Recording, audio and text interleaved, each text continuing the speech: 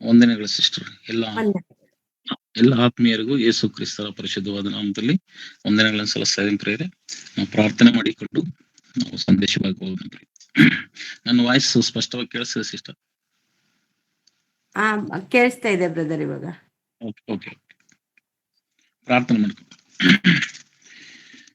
ಸ್ತುತಿ ಸ್ತೋತ್ರಗಳ ಮಧ್ಯದಲ್ಲಿ ವಾಸ ಮಾಡುವ ನಮ್ಮ ಪರಿಶುದ್ಧ ತಂದೆಯಾದ ದೇವರೇ ಅಪ್ಪ, ಪರಿಶುದ್ಧ ದೇವದೂತರ ಮಧ್ಯದಲ್ಲಿ, ಸೆರಾಫಿಯರ ಮಧ್ಯದಲ್ಲಿ ಅಪ್ಪ, ಪರಿಶುದ್ಧ ಎಂಬ ಭೂಷಣದೊಡನೆ ಕರ್ತನಪ್ಪ ಆಸನರೊಡನಾಗಿರುವಂತ ಮಹಿಮಾ ಸಿಂಹಾಸನವಾಗಿರುವಂತ ನಮ್ಮ ಪ್ರೀತಿಯ ತಂದೆಯಾದ ದೇವರೇ, ನಿನ್ನ ಪರಿಶುದ್ಧವಾದ ನಾಮಕ್ಕೆ ವಂದನೆಗಳು, ಕೃತಜ್ಞತೆಗಳು, ಸ್ತೋತ್ರಗಳನ್ನು ಸಲ್ಲಿಸುತ್ತಿದ್ದೇನೆ. ದೇವಾದಿ ದೇವನೇ, ರಾಜಾದಿರಾಜನು, ಜೀವ ಸ್ವರೂಪನಾದ ಕರ್ತನೆ ಅಪ್ಪ, ಕಳೆದ ರಾತ್ರಿ ನಮಗೆ ವಿಶ್ರಾಂತಿಯನ್ನು ಕೊಟ್ಟು ಸುಖ ನಿದ್ರೆಯನ್ನು ಕೊಟ್ಟು ಸ್ವಾಮಿ, ಪ್ರತಿ ಮುಂಜಾನೆ ವೇಳೆಯಲ್ಲಿ ಸ್ವಾಮಿ ಅಪ್ಪ ನಿಮ್ಮ ಸಮ್ಮುಖದಲ್ಲಿ ಸ್ವಾಮಿ ಹೀಗೆ ನಾವು ಹಾಡೇರಿಸಿ ಕೊಂಡಾಡಿ ಮಹಿಮೆ ಪಡಿಸಿ ನಿಮ್ಮ ನಾಮವನ್ನು ಕರ್ತನೆ ಪ್ರತಿದಿನದಲ್ಲೂ ಸ್ವಾಮಿ ಘನಪಡಿಸುವಂತ ಕೃಪೆಯನ್ನು ಕರುಣೆಯನ್ನು ಸ್ವಾಮಿ ನಮಗೆ ದಯಪಾಲಿಸಿರುವುದಕ್ಕಾಗಿ ನಿಮಗೆ ವಂದನೆಗಳನ್ನು ಕೃತಜ್ಞತೆಗಳನ್ನು ಸಲ್ಲಿಸ್ತಾ ಇದ್ದೀವಿ ಸ್ವಾಮಿ. ಒಳ್ಳೆಯ ಸಭೆಯ ಮಕ್ಕಳ ಅನ್ಯೋನ್ಯತೆಯನ್ನು ಐಕ್ಯತೆಯನ್ನು ಸ್ವಾಮಿ ತಂದೆ ದೇವರೇ ಅಪ್ಪ, ನಮ್ಮ ಒಬ್ಬೊಬ್ಬರ ಜೀವಿತದಲ್ಲಿ ಪ್ರೀತಿ ವಿಶ್ವಾಸವನ್ನು ಕರ್ತನಪ್ಪ ಕೊಡುತ್ತಾ ಬರುತ್ತಿರುವ ನಿಮ್ಮ ವಿಧಾನಕ್ಕಾಗಿ ನಿಮಗೆ ಸ್ತೋತ್ರಗಳನ್ನು ಸಲ್ಲಿಸುತ್ತೇವೆ ತಂದೆ. ಹೌದು ಸ್ವಾಮಿ ಅಪ್ಪ, ನಾವು ಬದುಕಿರುವಷ್ಟು ದಿವಸಗಳು ಹೀಗೆ ನಿಮ್ಮನ್ನು ಹಾಡಿ ಹರಿಸಿ ಕೊಂಡಾಡಿ ಮಹಿಮೆ ಪಡಿಸಿ ದೇವ ನಿಮ್ಮ ನಾಮವನ್ನು ಮಹಿಮೆ ಪಡಿಸುವಂತ ರೀತಿಯಲ್ಲಿ ನಾವೆಲ್ಲರೂ ಐಕ್ಯಮತ್ಯದಿಂದ ಪ್ರೀತಿಯಿಂದ ಕೆಲಸ ಮಾಡುವಂತೆ ಸ್ವಾಮಿ ಕೃಪೆ ತೋರಿಸುತ್ತಿರುವುದಕ್ಕಾಗಿ ಸ್ತೋತ್ರ ಸ್ವಾಮಿ. ಕೂಡಿ ಬಂದಂತಹ ಪ್ರತಿಯೊಬ್ಬರ ಕರ್ತನೆಯಪ್ಪ ಕುಟುಂಬವಾಗಿ ವೈಯಕ್ತಿಕವಾಗಿ ನಿಮ್ಮ ಹಸ್ತದಲ್ಲಿ ನಾವು ಪ್ರಾಣಾತ್ಮ ಶರೀರಗಳನ್ನು ಒಪ್ಪಿಸಿಕೊಡುತ್ತಾ ಸಮರ್ಪಣೆ ಮಾಡಿಕೊಂಡು ಈ ದಿನ ನಮ್ಮ ಸಂಗಡ ನೀವು ಮಾತನಾಡುವಂತ ಮಾತುಗಳು ತಂದೆ ಇದ್ದವರೇ ಅದರ ಪ್ರಕಾರ ನಮ್ಮ ಜೀವಿತಗಳನ್ನು ಸರಿಪಡಿಸಿಕೊಂಡು ಅದರಂತೆ ನಡೆದು ಸ್ವಾಮಿ ಅನೇಕರಿಗೆ ಮಾದರಿಯ ಜೀವಿತವನ್ನು ಜೀವಿಸಿ ಸ್ವಾಮಿ ಹೆಚ್ಚಾಗಿ ನಿಮಗೆ ಮಹಿಮೆ ತರುವಂತ ರೀತಿಯಲ್ಲಿ ಸ್ವಾಮಿ ನಮ್ಮ ನಡೆ ನುಡಿ ಮಾತು ಕ್ರಿಯೆ ನೋಟದಲ್ಲಿ ಸ್ವಾಮಿ ತಂದೆಯ ದೇವರೇ ನಿಮಗೆ ಉಪಯೋಗಕರ ಪಾತ್ರೆಗಳಾಗಿ ನಮ್ಮನ್ನು ರೂಪಿಸಬೇಕೆಂದು ಪ್ರಾರ್ಥಿಸ್ತೇವೆ ಸ್ವಾಮಿ. ಅನುದಿನದ ಅಗತ್ಯಗಳನ್ನು ನೀವು ಸಂಧಿಸಿಕೊಡುತ್ತಾ ಬರುತ್ತಿರುವ ವಿಧಾನಕ್ಕಾಗಿ ನಿಮಗೆ ಸ್ತೋತ್ರ ಸ್ವಾಮಿ. ತಂದೆಯ ದೇವರೇ, ನೀವು ಮಾಡುತ್ತಿರುವ ಮಹೋಪಕಾರಗಳನ್ನು ನೆನೆಸಿಕೊಂಡು ಕೃತಜ್ಞತಾ ಸ್ತುತಿ ಸ್ತೋತ್ರಗಳನ್ನು ಸಲ್ಲಿಸುತ್ತಾ ಸ್ವಾಮಿ, ಒಂದು ಗೂಗಲ್ ಮೀಟ್ ಅಲ್ಲಿ ಸ್ವಾಮಿ ಕೂಡಿ ಬಂದುವಂತ ಪ್ರತಿಯೊಬ್ಬ ಮಕ್ಕಳನ್ನು ಈ ಒಂದು ಕಾರ್ಯಕ್ರಮ ನಡೆಸುವಂತ ನಿಮ್ಮ ಮಗಳನ್ನು ಸ್ವಾಮಿ ಕುಟುಂಬವನ್ನು ಸ್ವಾಮಿ ನಿನ್ನ ಕಷ್ಟದಲ್ಲಿ ಒಪ್ಪಿಸ್ತಾ ಇದ್ದೀನಿ ಸ್ವಾಮಿ. ನನ್ನನ್ನು ತಗ್ಗಿಸಿಕೊಳ್ತಾ ಇದ್ದೀನಿ, ಸಭೆ ಮಕ್ಕಳು ಎಲ್ಲರನ್ನು ಒಪ್ಪಿಸಿಕೊಡುತ್ತಾ ಸಮರ್ಪಣೆ ಮಾಡಿ ತಂದೆ ದೇವರೇ ಪವಿತ್ರಾತ್ಮನ ಸಹಾಯದೊಂದಿಗೆ ಸ್ವಾಮಿ ಪ್ರಾರಂಭದಿಂದ ಅಂತ್ಯದವರೆಗೂ ನೀವು ನಮಗೆ ಆಲೋಚನಾಕರ್ತನಾಗಿದ್ದು ಯಜಮಾನನಾಗಿದ್ದು ನಡೆಸಿಕೊಡಬೇಕೆಂದು ಬೇಡಿಕೊಳ್ಳುತ್ತಾ ನಮ್ಮನ್ನು ತಗ್ಗಿಸಿಕೊಂಡು ಒಪ್ಪಿಸಿಕೊಡುತ್ತಾ ಎಲ್ಲಾ ಸ್ತುತಿಗನ ಮಹಿಮೆ ನಿಮಗೆ ಸಲ್ಲಿಸಿಕೊಡುತ್ತಾ ರಕ್ಷಕನಾದ ಯೇಸು ಪರಿಶುದ್ಧವಾದ ನಾಮದಲ್ಲಿ ಈ ಪ್ರಾರ್ಥನೆಯನ್ನು ಸಮರ್ಪಿಸಿ ಬೆಳೆದಿನ ಪ್ರೀತಿಯ ಪರಲೋಕ ತಂದೆ, ಆಮೇಲೆ. ಪ್ರೇರೆ ಮತ್ತೊಂದು ಆವರ್ತಿ ಎಲ್ಲರಿಗೂ ಯೇಸು ಕ್ರಿಸ್ತರ ನಾಮದಲ್ಲಿ ವಂದಿಸ್ತಾ ಒಂದು ಅವಕಾಶವನ್ನು ಕೊಟ್ಟಂತ ದೇವರಿಗೆ ಕೃತಜ್ಞತೆಗಳನ್ನು ಸಲ್ಲಿಸುತ್ತಾ ಅದೇ ರೀತಿಗೆ ಸಭಾ ಪಾಲಕರು ರಾಮಣ್ಣನವರಿಗೂ ರೇಖಾ ಸಿಸ್ಟರ್ ಅವರಿಗೂ ಸಭೆಯ ಎಲ್ಲಾ ಮಕ್ಕಳಿಗೂ ಮತ್ತೊಂದು ನಾನು ವಂದನೆಗಳನ್ನು ಸಲ್ಲಿಸ್ತಾ ದೇವರ ಮಕ್ಕಳೇ, ಪ್ರತಿ ಮುಂಜಾನೆ ವೇಳೆಯಲ್ಲಿ ಅನೇಕ ದೇವ ಸೇವಕರ ಮೂಲಕ ಅನೇಕ ಆತ್ಮಿಕ ವಿಚಾರಗಳು ಸತ್ಯವೇದದ ಮೂಲಕ ಹೊಸ ವಿಚಾರಗಳನ್ನು ನಮಗೆ ತಿಳಿಸಿಕೊಡುತ್ತಾ ಬರುತ್ತಿರುವಂತ ದೇವಾದಿ ದೇವರು ನಮ್ಮನ್ನು ಹೆಚ್ಚಾಗಿ ಪ್ರೀತಿ ಮಾಡಿ ನಮ್ಮ ಮೇಲೆ ಕರುಣೆ ತೋರಿಸಿ ಕೊಡುತ್ತಿರುವಂತ ಆತ್ಮಿಕ ಮನ್ನಕ್ಕೋಸ್ಕರ ದೇವರಿಗೆ ಕೃತಜ್ಞತೆಗಳನ್ನು ಉಳ್ಳವರಾಗಿ ಈ ದಿನದಲ್ಲಿ ಕೂಡ ದೇವರು ಕೊಡುವಂತ ಆತ್ಮಿಕ ಒಂದು ಆಹಾರಕ್ಕಾಗಿ ನಾವು ಪ್ರಾರ್ಥನಾ ಪೂರ್ವಕವಾಗಿ ಒಂದು ಕೊನೆ ತನಕ ಹೇಳುವಂತ ಪ್ರತಿಯೊಂದು ಮಾತುಗಳನ್ನು ಶ್ರದ್ಧೆಯಿಂದ ಕೇಳಿ ಅದರ ಪ್ರಕಾರ ನಡೆದು ನಮ್ಮ ಜೀವಿತಗಳನ್ನು ಸರಿಪಡಿಸಿಕೊಳ್ಳೋಣ ಎಂಬುದಾಗಿ ಕೇಳಿಕೊಳ್ಳುತ್ತಾ ಪ್ರಿಯರಾದ ದೇವರ ಮಕ್ಕಳೇ, ನಾವು ಒಂದು ಒಳ್ಳೆಯ ಅಂಶದಲ್ಲಿ ನಾವು ಹೋಗೋಣ ಪ್ರಿಯರೇ. ಅಂಶದ ಹೆಸರು ಹಣದಿಂದ ಅಲ್ಲದೆ ಕೊಂಡುಕೊಳ್ಳುವ ವಸ್ತು ಇದೆಯಾ. ಹಣದಿಂದ ಮಾತ್ರವಲ್ಲದೆ ಅಂದ್ರೆ ರೊಕ್ಕ ಇಲ್ಲದೆ ಕೊಂಡುಕೊಳ್ಳುವ ವಸ್ತು ಇದೆಯಾ ಎಂಬ ಒಂದು ಅಂಶದೊಟ್ಟಿಗೆ ಇದನ್ನು ನಾವು ಧ್ಯಾನ ಮಾಡೋಣ ಪ್ರಿಯರೇ. ಪ್ರಿಯರಾದ ದೇವರ ಮಕ್ಕಳೇ, ಯೇಸು ಕ್ರಿಸ್ತರ ಮಾತುಗಳು ನಾವು ಒಂದೊಂದು ಸಂದರ್ಭದಲ್ಲಿ ಓದಿದ್ರೆ ಸರಿಯಾಗಿ ನಮ್ಗೆ ಅರ್ಥ ಆಗಲ್ಲ ಪ್ರಿಯರ.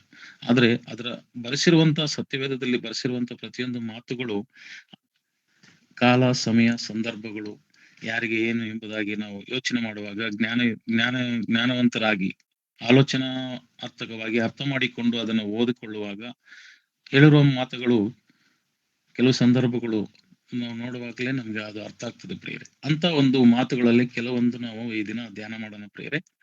ಹಣದಿಂದ ಅಲ್ಲದೆ ಕೊಂಡುಕೊಳ್ಳುವ ವಸ್ತು ಇದೆಯಾ ಎಂಬ ಟೈಟಲ್ ಮೂಲಕ ನಮಗೆ ಸುಪರಿಚಿತವಾಗಿರ್ತಕ್ಕಂಥ ವಾಕ್ಯ.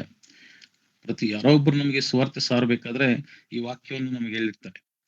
ಮತ್ತಾಯನ ಬರೆದ ಸುವಾರ್ತೆ 11ನೇ ಅಧ್ಯಾಯ 28ನೇ ವಚನ ಓದೋಣ ಪ್ರಿಯರೇ. ಮತ್ತಾಯನ ಬರೆದ ಸುವಾರ್ತೆ 11ನೇ ಅಧ್ಯಾಯ 28-29.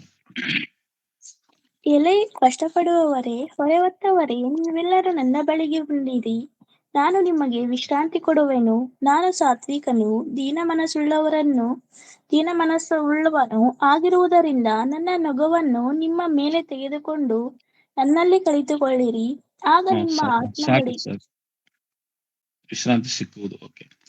Okay prayer. ಇಲ್ಲಿ ಯೇಸು ಸ್ವಾಮಿ ಹೇಳುವಂತ ಮಾತುಗಳು ಎಲೈ ಕಷ್ಟಪಡುವವರೇ ಎಂಬುದಾಗಿ ಪ್ರಾರಂಭ ಮಾಡ್ತಾರೆ ಪ್ರೇರೆ. ಅಂದ್ರೆ ಭೂಮಿ ಮೇಲೆ ಹುಟ್ಟಿರ್ತಕ್ಕಂತ 800 ಕೋಟಿ ಜನ ಸಂಖ್ಯೆ ಪ್ರತಿಯೊಬ್ಬರು ಒಂದಲ್ಲ ಒಂದು ರೀತಿಯಾದಂತ ಕಷ್ಟಗಳು, ವೇದನೆಗಳು, ಶೋಧನೆಗಳು, ಬಾಧೆಗಳು, ಕಷ್ಟಗಳು ಇದ್ದೇ ಇದೆ. ಯಾರಿಗೆ ಕಷ್ಟ ಇಲ್ಲ? ಮುಖ್ಯಮಂತ್ರಿಗಳಿಲ್ವಾ? ಪ್ರಧಾನಮಂತ್ರಿಗಳಿಲ್ವಾ?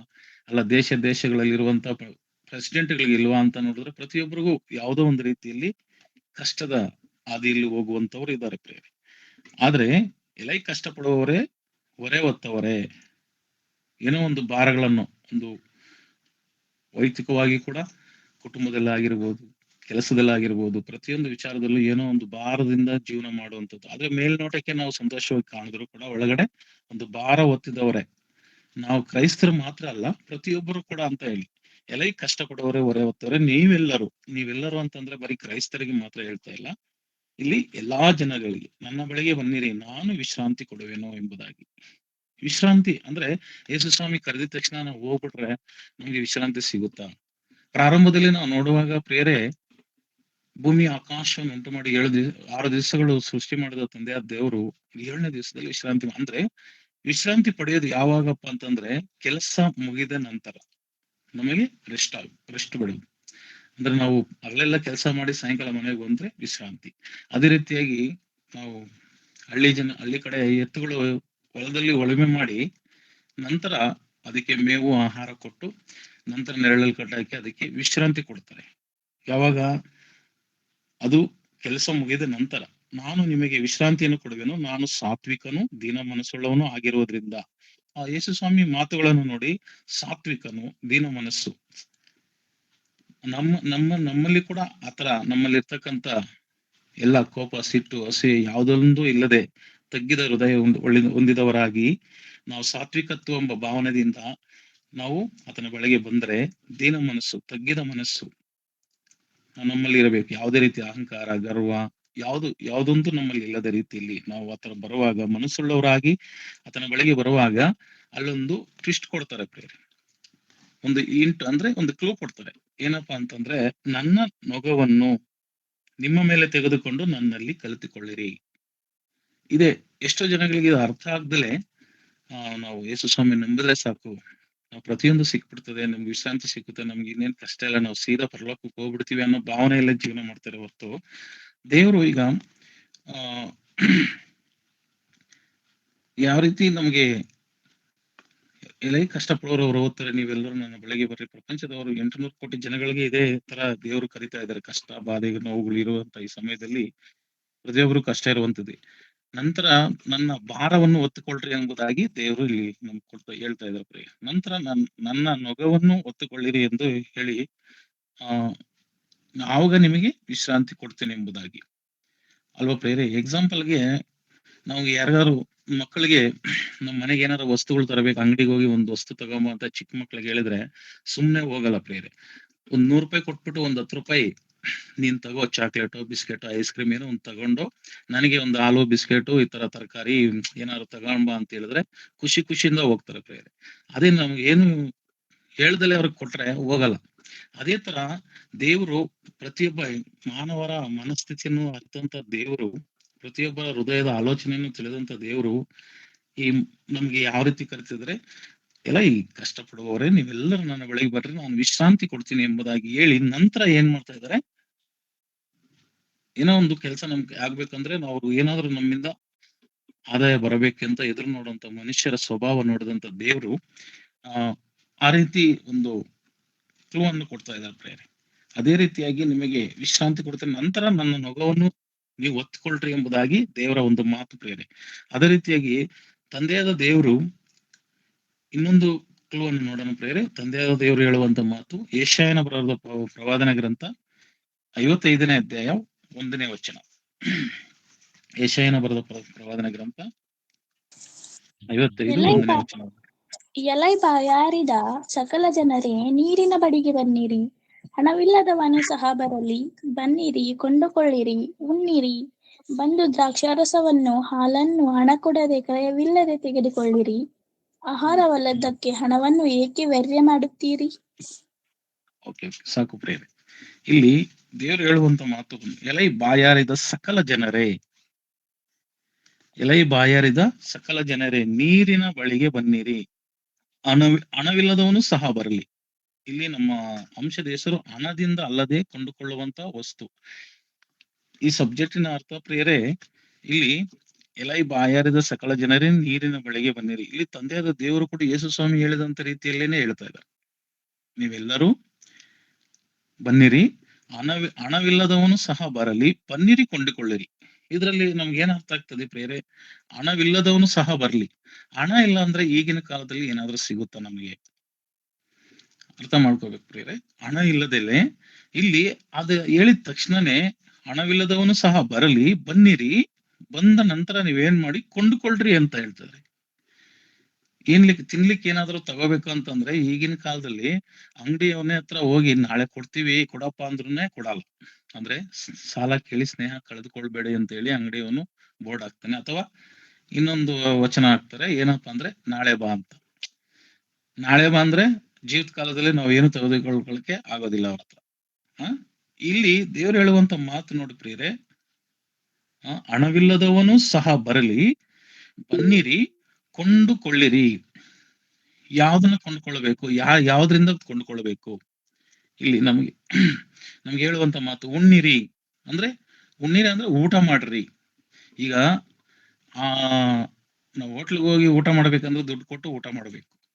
ಏನೇ ಒಂದು ವಸ್ತು ತಗೊಂಡು, ಇಲ್ಲಿ ಒಂದು ದ್ರಾಕ್ಷಾರಸವನ್ನು ಹಾಲನ್ನು ಹಣ ಕೊಡದೆ ಕ್ರಯವಿಲ್ಲದೆ ತೆಗೆದುಕೊಳ್ಳಿರಿ.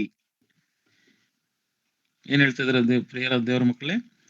ಹಣ ಕೊಡದೆ, ಕ್ರಯವಿಲ್ಲದೆ, ಕ್ರಯ ಅಂತಂದ್ರೆ ಅದಕ್ಕೆ ಬೆಲೆ ಇಲ್ಲದೆ ತೆಗೆದುಕೊಂಡು, ಆಹಾರವಲ್ಲದಕ್ಕೆ ಹಣವನ್ನು ಯಾಕೆ ವ್ಯಯ ಮಾಡುತ್ತೀರಿ? ತೃಪ್ತಿಗೊಳ್ಳದ ಪದಾರ್ಥಕ್ಕೆ ನಿಮ್ಮ ದುಡಿತವನ್ನು ವೆಚ್ಚ ಮಾಡುವುದೇಕೆ ಎಂಬುದಾಗಿ ಮುಂದಿನ ವಚನದಲ್ಲಿ ನಾವು ನೋಡ್ತೀವಿ ಪ್ರಿಯರೇ.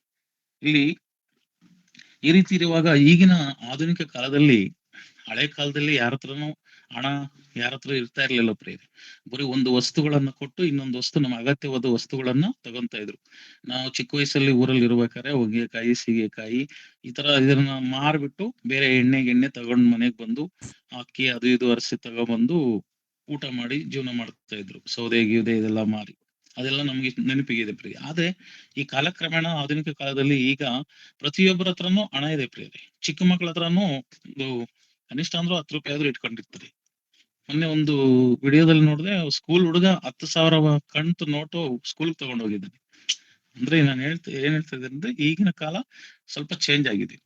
ಆದ್ರೆ ಹಣವಿಲ್ಲದೆ ಕ್ರಯವಿಲ್ಲದೆ ತೆಗೆದುಕೊಳ್ಳಿರಿ, ಆಹಾರವಲ್ಲದ ಹಣಕ್ಕೆ ಯಾಕೆ ವ್ಯಯ ಮಾಡುತ್ತೀರಿ ಎಂಬುದಾಗಿ ಇಲ್ಲಿ ದೇವ್ರು ಹೇಳುವಂತ ಈ ಸಮಯದಲ್ಲಿ ನಾವು ನೋಡುವಾಗ ಪ್ರಿಯರೇ, ಈ ಹಣ ಇಲ್ಲದೆ ಯಾವ ರೀತಿ ತೆಗೆದುಕೊಂಡ್ರು ಅಂದ್ರೆ, ಯೇಸು ಸ್ವಾಮಿ ಅವರು ಭೂಲೋಕಕ್ಕೆ ಬರಬೇಕಾದ್ರೆ ಭೂಮಿ ಆಕಾಶವನ್ನು ಉಂಟು ಮಾಡಿದ ದೇವರು ಯೇಸು ಕ್ರಿಸ್ತರು ಭೂಲೋಕಕ್ಕೆ ಬರೀ ಕೈಯಲ್ಲಿ ಬಂದ್ರು. ಆದ್ರೆ ಆತನ ಏನೆಲ್ಲ ಸಂಪಾದನೆ ಮಾಡಿದ್ರು ಎಂಬುದನ್ನು ನಾವು ನೋಡ್ಬೇಕು. ಆತನ ಹತ್ರ ಹಣ ಇತ್ತ? ಹಣ ಇರ್ಲಿಲ್ಲ ಪ್ರಿಯರೇ. ಆತನ ಹತ್ರ ಇದ್ದಿದ್ದು ಓನ್ಲಿ ದೇವರ ಪ್ರೀತಿ ಮಾತ್ರ. ಆ ಪ್ರೀತಿಯಿಂದನೇ ಇಡೀ ಲೋಕವನ್ನು ಜಯಿಸಿದ್ರು. ಅರ್ಥ ಆಗ್ತದೆ ಪ್ರಿಯರೇ?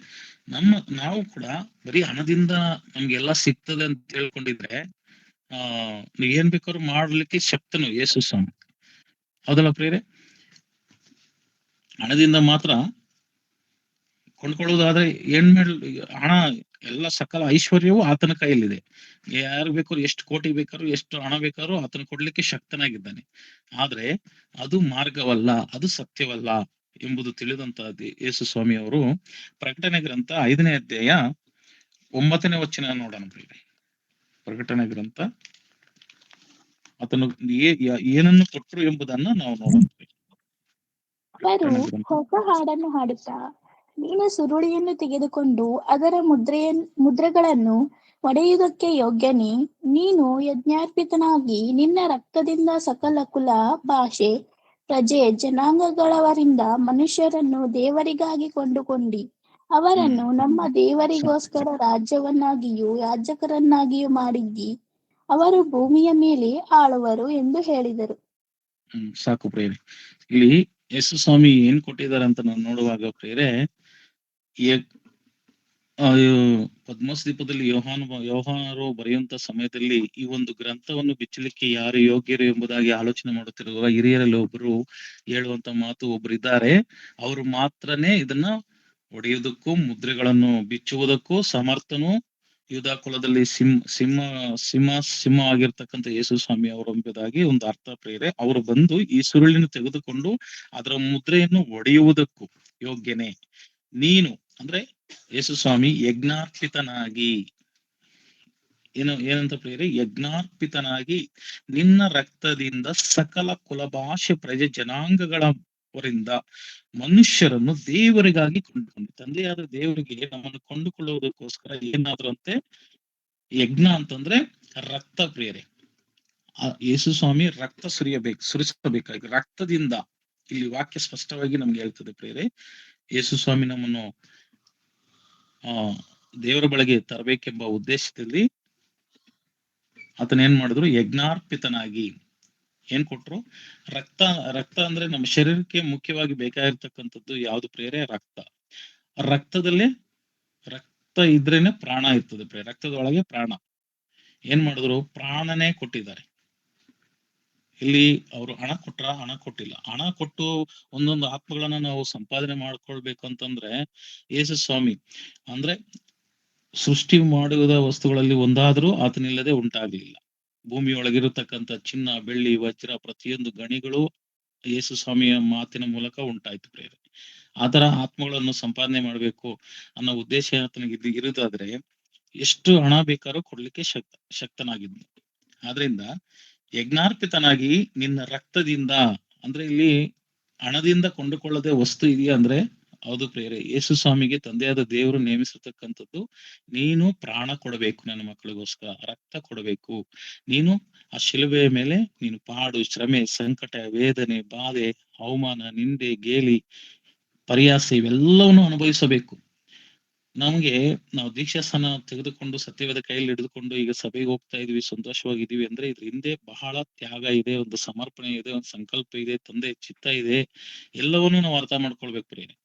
ಯೇಸು ಸ್ವಾಮಿ ಯಜ್ಞಾರ್ಪಿತನಾಗಿ ನಿನ್ನ ರಕ್ತದಿಂದ ಸಕಲ ಕುಲ, ಭಾಷೆ, ಪ್ರಜೆಗಳು, ಜನಾಂಗಗಳು, ವಂಶದವರು, ಕುಲಗಳು ಎಲ್ಲ ಪ್ರತಿಯೊಂದು ಪ್ರೇರೆ ಎಲ್ಲರಿಗೋಸ್ಕರ ಮನುಷ್ಯರನ್ನು ದೇವರಿಗಾಗಿ ಕೊಂಡುಕೊಂಡನು. ಇಲ್ಲಿ ಸ್ಪಷ್ಟವಾಗಿ ನಮ್ಗೆ ಮಾದರಿಯನ್ನು ತೋರಿಸ್ತಾ ಅಂತ ಯೇಸು ಸ್ವಾಮಿ ಹೇಳುವಂತ ಮಾತು, ದೇವರ ಮಾತು ನೋಡಿ ಪ್ರೇರೆ.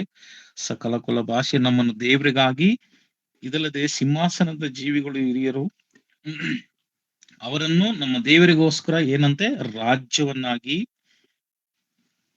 ಯಾಜಕರನ್ನಾಗಿ ಮಾಡಿದಿ. ಅವರು ಭೂಮಿ ಮೇಲೆ ಆಳುವರು. ನಾವು ಭೂಮಿ ಮೇಲೆ ಆಳ್ಬೇಕಂದ್ರೆ ನಮ್ಮನ್ನ ದೇವರು ಏನ್ ಮಾಡಿದರೆ, ನಾವು ದೀಕ್ಷಾಸ್ಥಾನ ತೆಗೆದುಕೊಂಡಿದ್ದೀವಿ ಅಂತಂದ್ರೆ ನಾವೇನಾಗಿದ್ದೀವಿ, ಕ್ರಿಸ್ತನ ಮರಣದಲ್ಲಿ ಪಾಲುಗಾರರಾಗಿದ್ದೀವಿ ಪ್ರೇರೆ. ರೋಮಾಪುರದ ಬರೆದ ಪತ್ರಿಕೆಯಲ್ಲಿ ನಾವು ನೋಡೋಣ ಪ್ರೇರೆ. 6ನೇ ಅಧ್ಯಾಯ 3ನೇ ವಚನ.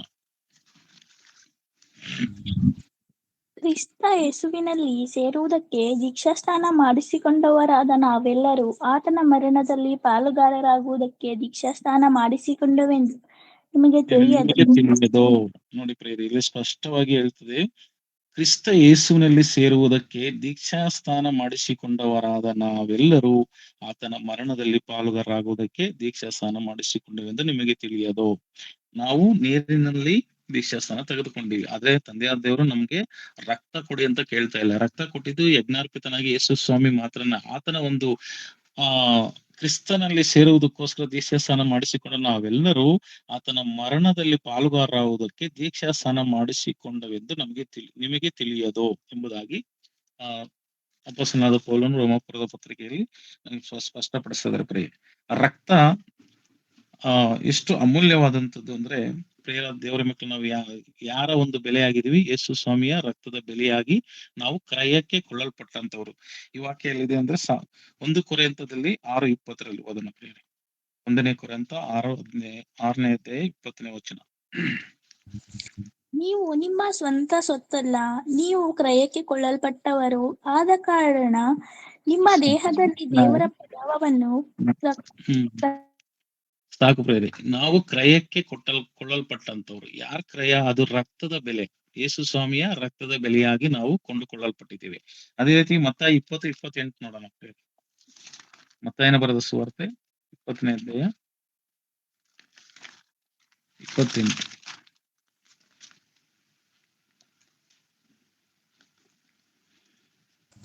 ಹಾಗೆಯೇ ಮನುಷ್ಯಕುಮಾರನು ಸೇವೆ ಮಾಡಿಸಿಕೊಳ್ಳುವುದಕ್ಕೆ ಬರಲಿಲ್ಲ, ಸೇವೆ ಮಾಡುವುದಕ್ಕೂ ಅನೇಕರನ್ನು ಬಿಡಿಸಿಕೊಳ್ಳುವುದಕ್ಕಾಗಿ ತನ್ನ ಪ್ರಾಣವನ್ನು ಹಿಂಡುಕೊಂಡುವುದಕ್ಕೂ ಬಂದನು ಎಂದು ಹೇಳಿದರು. ಓಕೆ. ಸೇವೆ ಹಾಗೆಯೇ ಮನುಷ್ಯಕುಮಾರನು ಸೇವೆ ಮಾಡಿಸಿಕೊಳ್ಳುವುದಕ್ಕೆ ಬರಲಿಲ್ಲ, ಸೇವೆ ಮಾಡುವುದಕ್ಕೂ ಅನೇಕರನ್ನು ಕೊಳ್ಳುವುದಕ್ಕಾಗಿ ತನ್ನ ಪ್ರಾಣವನ್ನು ಈಡು ಕೊಡುವುದಕ್ಕಾಗಿ ಬಂದನು ಎಂಬುದಾಗಿ ನಮಗೆ ವಾಕ್ಯದಲ್ಲಿ ನೋಡ್ತೀವಲ್ಲ ಪ್ರಿಯರೇ. ನಾವು ಮನುಷ್ಯನಿಗೆ ಮುಖ್ಯವಾಗಿ ಬೇಕಾಗ್ತದ್ದು ಪ್ರಾಣ ಅಥವಾ ರಕ್ತ.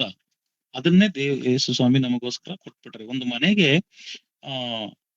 ಕರೆಂಟ್ ಹೇಗೆ ಅವಸರವೋ, ಅಗತ್ಯವಿದೆಯೋ, ಅಂದ್ರೆ ನಮ್ಗೆ ಫ್ಯಾನ್ ನೋಡ್ಬೇಕಂದ್ರು, ಒಂದು ಲೈಟ್ ಹೋಗ್ಬೇಕಂದ್ರು, ಓಡಿಸ್ಬೇಕಂದ್ರು, ಉರಿಬೇಕಂದ್ರು ನಮ್ಗೇನು ಅದ್ರ ಒಳಗಡೆ ಕರೆಂಟ್ ಯಾವ ರೀತಿನೋ ಅದೇ ರೀತಿಯಾಗಿ ನಮಗೆ ಆತ್ಮ ಅನ್ನೋದು, ಪ್ರಾಣ ಬೇರೆ, ಆತ್ಮ, ಶರೀರ 3 ಭಾಗಗಳಾಗಿದೆಯಲ್ಲ ಶರೀರದಲ್ಲಿ. ನಮಗೆ ಶರೀರದಲ್ಲಿ ಆ ರಕ್ತ ಚಲನೆ ಇದ್ದಾಗ ಕೈ ಕಾಲುಗಳು ನಾವು ಎತ್ತಕ್ಕಾಗ್ತದೆ, ಓಡಾಡ್ಲಿಕ್ಕೆ ಆಗ್ತದೆ. ನಾವು ಇತರೆ ಕೆಲಸ ಕಾರ್ಯಗಳನ್ನು ಮಾಡ್ಬೇಕಂದ್ರೆ ನಮ್ಮ ಒಳಗಡೆ ಏನಿರ್ಬೇಕು? ಆತ್ಮ ಇರಬೇಕು, ಪ್ರಾಣ ಇರಬೇಕು. ಬರೀ ಕೈಯಲ್ಲಿ ನಾವು ಏನು ಮಾಡ್ಲಿಕ್ಕೆ ಸಾಧ್ಯ ಇಲ್ಲ ಪ್ರಿಯರೇ. ನಮ್ಮ ಬಾಡಿಗೆ ಅಂದ್ರೆ ನಮ್ಮ ಶರೀರದಲ್ಲಿ ರಕ್ತ ಹರಿತರೇನೆ, ಅದು ಆ ರಕ್ತನೇ ದೇವರು ನಮಗೋಸ್ಕರ ಕೊಟ್ಬಿಟ್ಟಿದ್ದಾರೆ ಎಂಬುದಾಗಿ ನಾವು ನೋಡ್ತಾ ಇದ್ದೀವಿ ಪ್ರಿಯರೇ. ಓಕೆ, ನಾವು ಮಾಡಬೇಕಾದಂಥದ್ದು ಏನು ಅಂತಂದ್ರೆ ಪ್ರಿಯರೇ, ಯೇಸು ಸ್ವಾಮಿ ನಮಗೋಸ್ಕರ ತನ್ನ ಪ್ರಾಣವನ್ನೇ ಕೊಟ್ಬಿಟ್ರು. ನಾವು ಮಾಡಬೇಕಾಗಿರ್ತದ್ದು, ನಾವು ಪರಲೋಕಕ್ಕೆ ಹೋಗ್ಬೇಕಂದ್ರೆ, ನಮ್ಮ ಒಳ್ಳೆ ರೀತಿಯಲ್ಲಿ ನಡೆಸ್ಕೊಂಡು ಹೋಗ್ಬೇಕಂದ್ರೆ ದೇವ್ರು ಏನ್ ಮಾಡ್ಬೇಕು ಅಂತ ಹೇಳಿದ್ದಾರೆ. ಸ್ಪಷ್ಟವಾಗಿ ದೇವರು ಹೇಳಿರ್ತಕ್ಕಂಥ ಮಾತುಗಳನ್ನು ನಾವಿನ್ನು ಮುಂದಿನ ವಚನದಲ್ಲಿ ಓದೋಣ ಪ್ರಿಯರೇ. ಮತ್ತಾಯನ ಬರೆದ ಸುವಾರ್ತೆ 13ನೇ ಅಧ್ಯಾಯ 44ನೇ ವಚನ. ಒಂದು ಎಕ್ಸಾಂಪಲ್ ಕೊಟ್ಟು ಯೇಸು ಸ್ವಾಮಿ ಅವರು ನಮ್ಗೆ ತಿಳಿಸ್ಕೊಡ್ತಾ ಇದ್ದಾರೆ. ಪರಲೋಕ ರಾಜ್ಯವು ಹೊಲದಲ್ಲಿ ಹೂಳಿಟ್ಟ ದ್ರವ್ಯಕ್ಕೆ ಹೋಲಿಕೆಯಾಗಿದೆ. ಒಬ್ಬನು ಅದನ್ನು ಕಂಡುಕೊಂಡು ಮುಚ್ಚಿಬಿಟ್ಟು ಅದರಿಂದಾದ ಸಂತೋಷದಿಂದ ತನ್ನ ಬದುಕನ್ನೆಲ್ಲ ಮಾರಿ ಆ ಹೊಲವನ್ನು ಕೊಂಡುಕೊಂಡನು. ಮತ್ತು ಪರಲೋಕ ರಾಜ್ಯವು ಉತ್ತಮವಾದ ಮುತ್ತುಗಳನ್ನು ಹುಡುಕುವ ವ್ಯಾಪಾರಸ್ಥನಿಗೆ ಹೋಲಿಕೆಯಾಗಿದೆ. ಸಾಕು.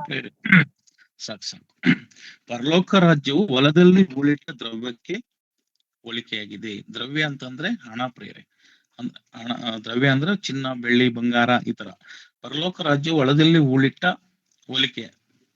ದ್ರವ್ಯಕ್ಕೆ ಹೋಲಿಕೆಯಾಗಿದೆ. ಒಬ್ಬನು ಅದನ್ನು ಕಂಡುಕೊಂಡು ಮುಚ್ಚಿಬಿಟ್ಟು ಅದರಿಂದ ಸಂತೋಷದಿಂದ ತನ್ನ ಬದುಕನ್ನೆಲ್ಲ ಮಾರಿ ಈ ಹೊಲವನ್ನು ಕೊಂಡುಕೊಂಡನು ಎಂಬುದಾಗಿ ಇಲ್ಲಿ ದೇವರು ಹೇಳ್ತಾ ಇದ್ದಂತ ಮಾತು ಏನಂತ ಪ್ರಿಯರೇ? ಪರಲೋಕ ರಾಜ್ಯವು ಅಂದ್ರೆ ನಾವು ಭೂಮಿ ಮೇಲೆ ನಮ್ಗೆ ಯಾವುದು ಶಾಶ್ವತವಿಲ್ಲ. ಪರಲೋಕ ರಾಜ್ಯ ನಮಗೆ ಶಾಶ್ವತವಾದದ್ದು ತಿಳಿದಂತ ಯೇಸು ಸ್ವಾಮಿ ನಮಗೆ ಈ ಲೋಕ ಅಂತಂದ್ರೇನೆ ಹೊಲ. ಈ ಲೋಕದಲ್ಲಿ ಈ ಹೊಲ, ಈ ಭೂಮಿ ಮೇಲೆ ನಮಗೆ ಬದುಕಿ 60-70 ವರ್ಷ ಈ ಜೀವಿತ ಕೊಟ್ಟು ಈ ಭೂಮಿ ಮೇಲೆ ಬದುಕಲಿಕ್ಕೆ ಕೊಟ್ಟಿರ್ತಕ್ಕಂಥ ಈ ಲೋಕವನ್ನು ನೋಡ್ತಾ ಇದೀವಲ್ಲ ಕಣ್ಣಿಂದ, ಏನಕ್ಕೆ ಹೋಲಿಕೆ ಮಾಡಿದ್ದಾರೆ ಅಂದ್ರೆ ಪ್ರಿಯರೇ, ಒಂದು ಹೊಲಕ್ಕೆ ಹೋಲಿಕೆ ಮಾಡಿದ್ದಾರೆ ದೇವರು. ಹೂಳಿಟ್ಟ ದ್ರವ್ಯ ಅಂತಂದ್ರೆ ಅದ್ರ ಒಳಗಡೆ ಇರ್ತಕ್ಕಂಥದ್ದು ಯೇಸು ಸ್ವಾಮಿ ಅಂತ ತಿಳ್ಕೊಬಹುದು, ಅಥವಾ ದೇವರ ವಾಕ್ಯ ಅಂತ ತಿಳ್ಕೊಬಹುದು. ಅದರ ಸತ್ಯ, ಜೀವ, ಮಾರ್ಗ. ಯೇಸು ಸ್ವಾಮಿ ಅವರಿಗೆ ಅನೇಕ ವಿಧವಾದಂತ ಹೆಸರುಗಳಿಗೆ ಸತ್ಯವೇದದಲ್ಲಿ ಕೊಡಲ್ಪಟ್ಟಿದೆ. ಯಜ್ಞದ ಕುರಿಯಾದ ಆತನು, ರಾಜಾದಿರಾಜನು, ಅರಸನು, ಯಾಜಕನು, ಮಹಾಯಾಜಕನು ಎಂಬುದಾಗಿ. ಇದನ್ನು ನಾವು ಸಂಪಾದನೆ ಮಾಡ್ಕೊಳ್ಬೇಕಂದ್ರೆ ಏನ್ ಮಾಡ್ಬೇಕಂತೆ? ಈಗ ನಮ್ಮ ನಮಗೆ ಪರಲೋಕ ರಾಜ್ಯವು ಹೊಲದಲ್ಲಿ ಹೂಡಿಟ್ಟ ದ್ರವ್ಯಕ್ಕೆ ಹೋಲಿಕೆಯಾಗಿದೆ ಎಂಬುದಾಗಿ ನಾವು ನೋಡ್ತೀವಿ ಪ್ರಿಯ. ಈಗ ಒಂದು ಹೊಲ ಅಂತಂದ್ರೆ, ಈಗ ಯಾರ ಹತ್ರನೂ ಒಂದು ಹೊಲ ಇದೆ, ಆ ಹೊಲದಲ್ಲಿ ಏನಾಗಿದೆ, ಒಂದು ಚಿನ್ನದ ಗಡಿಗೆ, ಬಿಂದಿಗೆಗಳು, ಚಿನ್ನದ ಬಿಸ್ಕೆಟ್ಗಳು ಆ ಹೊಲದಲ್ಲಿ ಇದೆ ಅಂತ ನಮ್ಗೆ ಯಾರಾದ್ರೂ ಗೊತ್ತಾದ್ರೆ, ಆದ್ರೆ ಹೊಲದ ಯಜಮಾನನಿಗೆ ಗೊತ್ತಿಲ್ಲ, ಆ ಲೋಕದವರಿಗೆ, ಲೋಕದಲ್ಲಿ ಇರತಕ್ಕಂತ ಆ ಯಜಮಾನನಿಗೆ ಗೊತ್ತಿಲ್ಲ. ಆದ್ರೆ ನಮಗೆ ಗೊತ್ತಾದ ನಂತರ ನಾವೇನ್ ಮಾಡ್ಬೇಕು, ತನ್ನ ಬದುಕನ್ನೆಲ್ಲ ಮಾರ್ಬಿಟ್ಟು ಆ ಹೊಲವನ್ನು ಕೊಂಡ್ಕೊಳ್ಳಿಕ್ಕೆ ಪ್ರಯಾಸ ಪಡ್ಬೇಕಂತೆ. ಇಲ್ಲಿ ವಾಕ್ಯ ಎಷ್ಟು ಸ್ಪಷ್ಟವಾಗಿ ಹೇಳ್ತದೆ ಪ್ರಿಯರೇ, ಆ ಹೊಲದಲ್ಲಿ ಆ ಚಿನ್ನ, ವಜ್ರ, ವೈಡೂರ್ಯ ಅನ್ನೋದಕ್ಕೆ ಯಾವ್ದಕ್ಕೆ ಹೋಲಿಕೆ ಆಗಿದೆ ಅಂದ್ರೆ ಯೇಸು ಸ್ವಾಮಿ ಅವರಿಗೆ. ಅವ್ರನ್ನ ನಾವು ಕಂಡುಕೊಳ್ಬೇಕಂದ್ರೆ ಇಡೀ ಇಲ್ಲಿ ಕೆಳಗೆ ವಚನದಲ್ಲಿ ನಾವು ನೋಡೋದಾದ್ರೆ ಅದರಿಂದ ಆದುದರಿಂದ ಅದನ್ನ ಸಂಪಾದನೆ ಪಡೆದುಕೊಳ್ಬೇಕಂದ್ರೆ ನೀವು ಹಣ ಕೊಟ್ರೆ ಅಲ್ಲ, ನಿನಗೆ ಬದುಕು ಬರೀ ಹಣದಿಂದ ಮಾತ್ರನೇ ಅಲ್ಲ, ಹೂಳಿಟ್ಟ ದ್ರವ್ಯಕ್ಕೆ ಹೋಲಿಕೆ ಇದೆ. ಒಬ್ಬನು ಅದನ್ನು ಕಂಡುಕೊಂಡ ನಂತರ ಇದರಲ್ಲಿ ನಮಗೆ ನಿತ್ಯ ಜೀವ ಎಂದು ನಮ್ಗೆ ತಿಳಿದ ನಂತರ ನಾವ್ ಏನ್ ಮಾಡ್ಬೇಕಂತೆ, ಅದನ್ನ ಮುಚ್ಚಿಬಿಟ್ಟು ಅದರಿಂದ ಸಂತೋಷದಿಂದ ತನ್ನ ಬದುಕನ್ನೆಲ್ಲ ಮಾರಿ, ನಾವು ನಮಗೆ ಒಂದು ಮನೆನೋ, ಒಂದು ಗಾಡಿನೋ, ಒಂದು ವಸ್ತುನೋ ಇರ್ತದೆ, ಅದು ಮಾತ್ರವಲ್ಲ, ಇಡೀ ನಿಮ್ಮ ಬದುಕಂತಂದ್ರೆ ನಮ್ಮ ಲೈಫೇ ಕೊಟ್ಬಿಡ್ಬೇಕು. ಅಂದ್ರೆ ಭೂಮಿ ಮೇಲೆ ಬದುಕಿರುವಷ್ಟು ದಿವಸಗಳು ಕೂಡ ಅದನ್ನ ನಾವು ಮಾರಿ ಆ ಹೊಲವನ್ನು ಕೊಂಡುಕೊಳ್ಬೇಕೆಂಬುದಾಗಿ ಇಲ್ಲಿ ಸ್ಪಷ್ಟವಾಗಿ ವಾಕ್ಯ ಹೇಳ್ತದೆ ಪ್ರೇರೆ. ಹೊಲ, ಮನೆ, ಗದ್ದೆ ಏನಿದೆ ನಮ್ಗೆ ಇರ್ತಕ್ಕಂಥದ್ದು ಎಲ್ಲವನ್ನು ಬರೀ ಹಣದಿಂದ ಮಾತ್ರವಲ್ಲ, ಪ್ರತಿಯೊಬ್ಬರಿಗೆ ಒಂದು ಜೀವಿತ ಅನ್ನೋದು ದೇವರು ಕೊಟ್ಟಿದಾರಲ್ಲ ಪ್ರಿಯರೇ, ಆ ಜೀವಿತವನ್ನೇ ಕೊಡಬೇಕೆಂಬುದಾಗಿ ಇಲ್ಲಿ ಸ್ಪಷ್ಟಪಡಿಸ್ತಾ ಇದ್ದಾರೆ ದೇವರು. ಒಬ್ಬನು ಅದನ್ನು ಕಂಡುಕೊಂಡು ಮುಚ್ಚಿಬಿಟ್ಟನು. ಈಗ ಹೊಲದಲ್ಲಿ ಇರುವಂತನ ಹತ್ರ ಹೋಗಿ, ಅಪ್ಪ ನಿಮ್ ಹೊಲ ನನಗ್ ಬೇಕು, ನಿಮ್ ಹೊಲದಲ್ಲಿ ಇದು ಬಿಂದಿಗೆಗಳು, ನಿಧಿ, ರಹಸ್ಯವಾದಂತ ನಿಧಿ, ಗಡಿಗೆ ಎಲ್ಲ ಇದೆ, ಅದನ್ನ ನಮ್ಗೆ ಕೊಡಿ ಎಂಬುದಾಗಿ ಕೇಳಿದ್ರೆ ಅವ್ನು ಕೊಡ್ತಾನ ಪ್ರೇಯರ್? ಕೊಡಲ್ಲ. ಯಾಕೆಂದ್ರೆ ಅದು ಗೊತ್ತಿರ್ತಕ್ಕಂಥದ್ದು ನಮಗೆ, ನಾವು ಅದರ ಒಂದು ರಹಸ್ಯವನ್ನು ಕಂಡುಕೊಂಡ ನಂತರ ಅದನ್ನ ಏನಾದ್ರೂ ಮಾಡಿ ನಾವನು ಎಷ್ಟೇ ದುಡ್ಡು ಕೊಟ್ರು ತಗೋಬೇಕು ಅನ್ನೋ ಒಂದು ಆಸೆಯಿಂದ ಇಡೀ ನಮ್ಮ ಬದುಕನ್ನೆಲ್ಲ ಮಾರಿ ಅದನ್ನ ಕೊಂಡ್ಕೊಳ್ಬೇಕು, ಲೋಕ ರೀತಿಯಲ್ಲಿ ನಾವು ಆಲೋಚನೆ ಮಾಡೋದಾದ್ರೆ. ಆದ್ರೆ ಅದೇ ರೀತಿಯಾಗಿ ಪರಲೋಕ ರಾಜ್ಯವು ಹೊಲದಲ್ಲಿ ಉಳಿಟ್ಟ ದ್ರವ್ಯಕ್ಕೆ ಹೋಲಿಕೆ ಆಗಿರ್ತಕ್ಕಂಥ ಇದನ್ನ ಒಬ್ಬನು ಅದನ್ನು ಕಂಡುಕೊಂಡು ಮುಚ್ಚಿಬಿಡ್ತಾನೆ, ಅಂದ್ರೆ ಮರೆ ಮಾಡ್ಬೇಕು.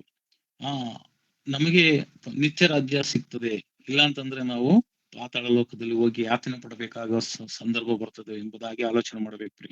ಸಂತೋಷದಿಂದ ತನ್ನ ಇಡೀ ಜೀವಿತ, ತನ್ನ ಬದುಕನ್ನೆಲ್ಲ ಮಾರಿಕೊಡ್ಬೇಕಂತೆ. ಆ ಹೊಲವನ್ನು ಅದನ್ನ ತಗೊಳ್ಬೇಕಂದ್ರೆ ಇಷ್ಟು ನಾವು ಪ್ರಯಾಸ ಪಡಬೇಕಾಗ್ತದೆ ಪ್ರಿಯರೇ.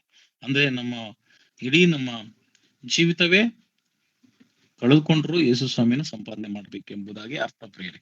ಅಂದ್ರೆ ಇಡೀ ನಮ್ಮ ಲೈಫು ಆ ಹೊಲ ಯೇಸು ಕ್ರಿಸ್ತರಾಗಿರುವುದರಿಂದ ಅದನ್ನ ನಾವು ಪಡೆದುಕೊಳ್ಳಬೇಕು.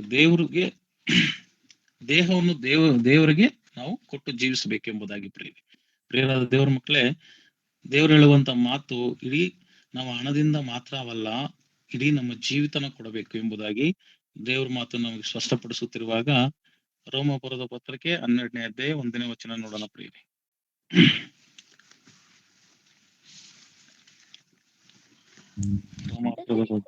ಸಹೋದರರೇ, ದೇವರ ಕನಿಕರವನ್ನು ನಿಮ್ಮ ನೆನಪಿಗೆ ತಂದು ನಿಮ್ಮನ್ನು ಬೇಡಿಕೊಳ್ಳುವುದೇನೆಂದರೆ, ನೀವು ನಿಮ್ಮ ದೇಹಗಳನ್ನು ದೇವರಿಗೆ ಮೀಸಲಾಗಿಯೂ ಮೆಚ್ಚಿಕೆಯಾಗಿಯೂ ಇರುವ ಸಜೀವ ಯಜ್ಞವಾಗಿ ಅರ್ಪಿಸಿರಿ, ಇದೇ ನಿಮ್ಮ ವಿವೇಕ ಪೂರ್ವಕವಾದ ಆರಾಧನೆ. ಓಕೆ ಪ್ರೇರೆ, ಇಲ್ಲಿ ಭೂಮಿ ಮೇಲೆ ಬದುಕಿರ್ತಕ್ಕಂಥ ಪ್ರತಿಯೊಬ್ಬ ಮನುಷ್ಯನು ಕೂಡ ಜೀವಿತನಾಗಿದ್ದಾನೆ.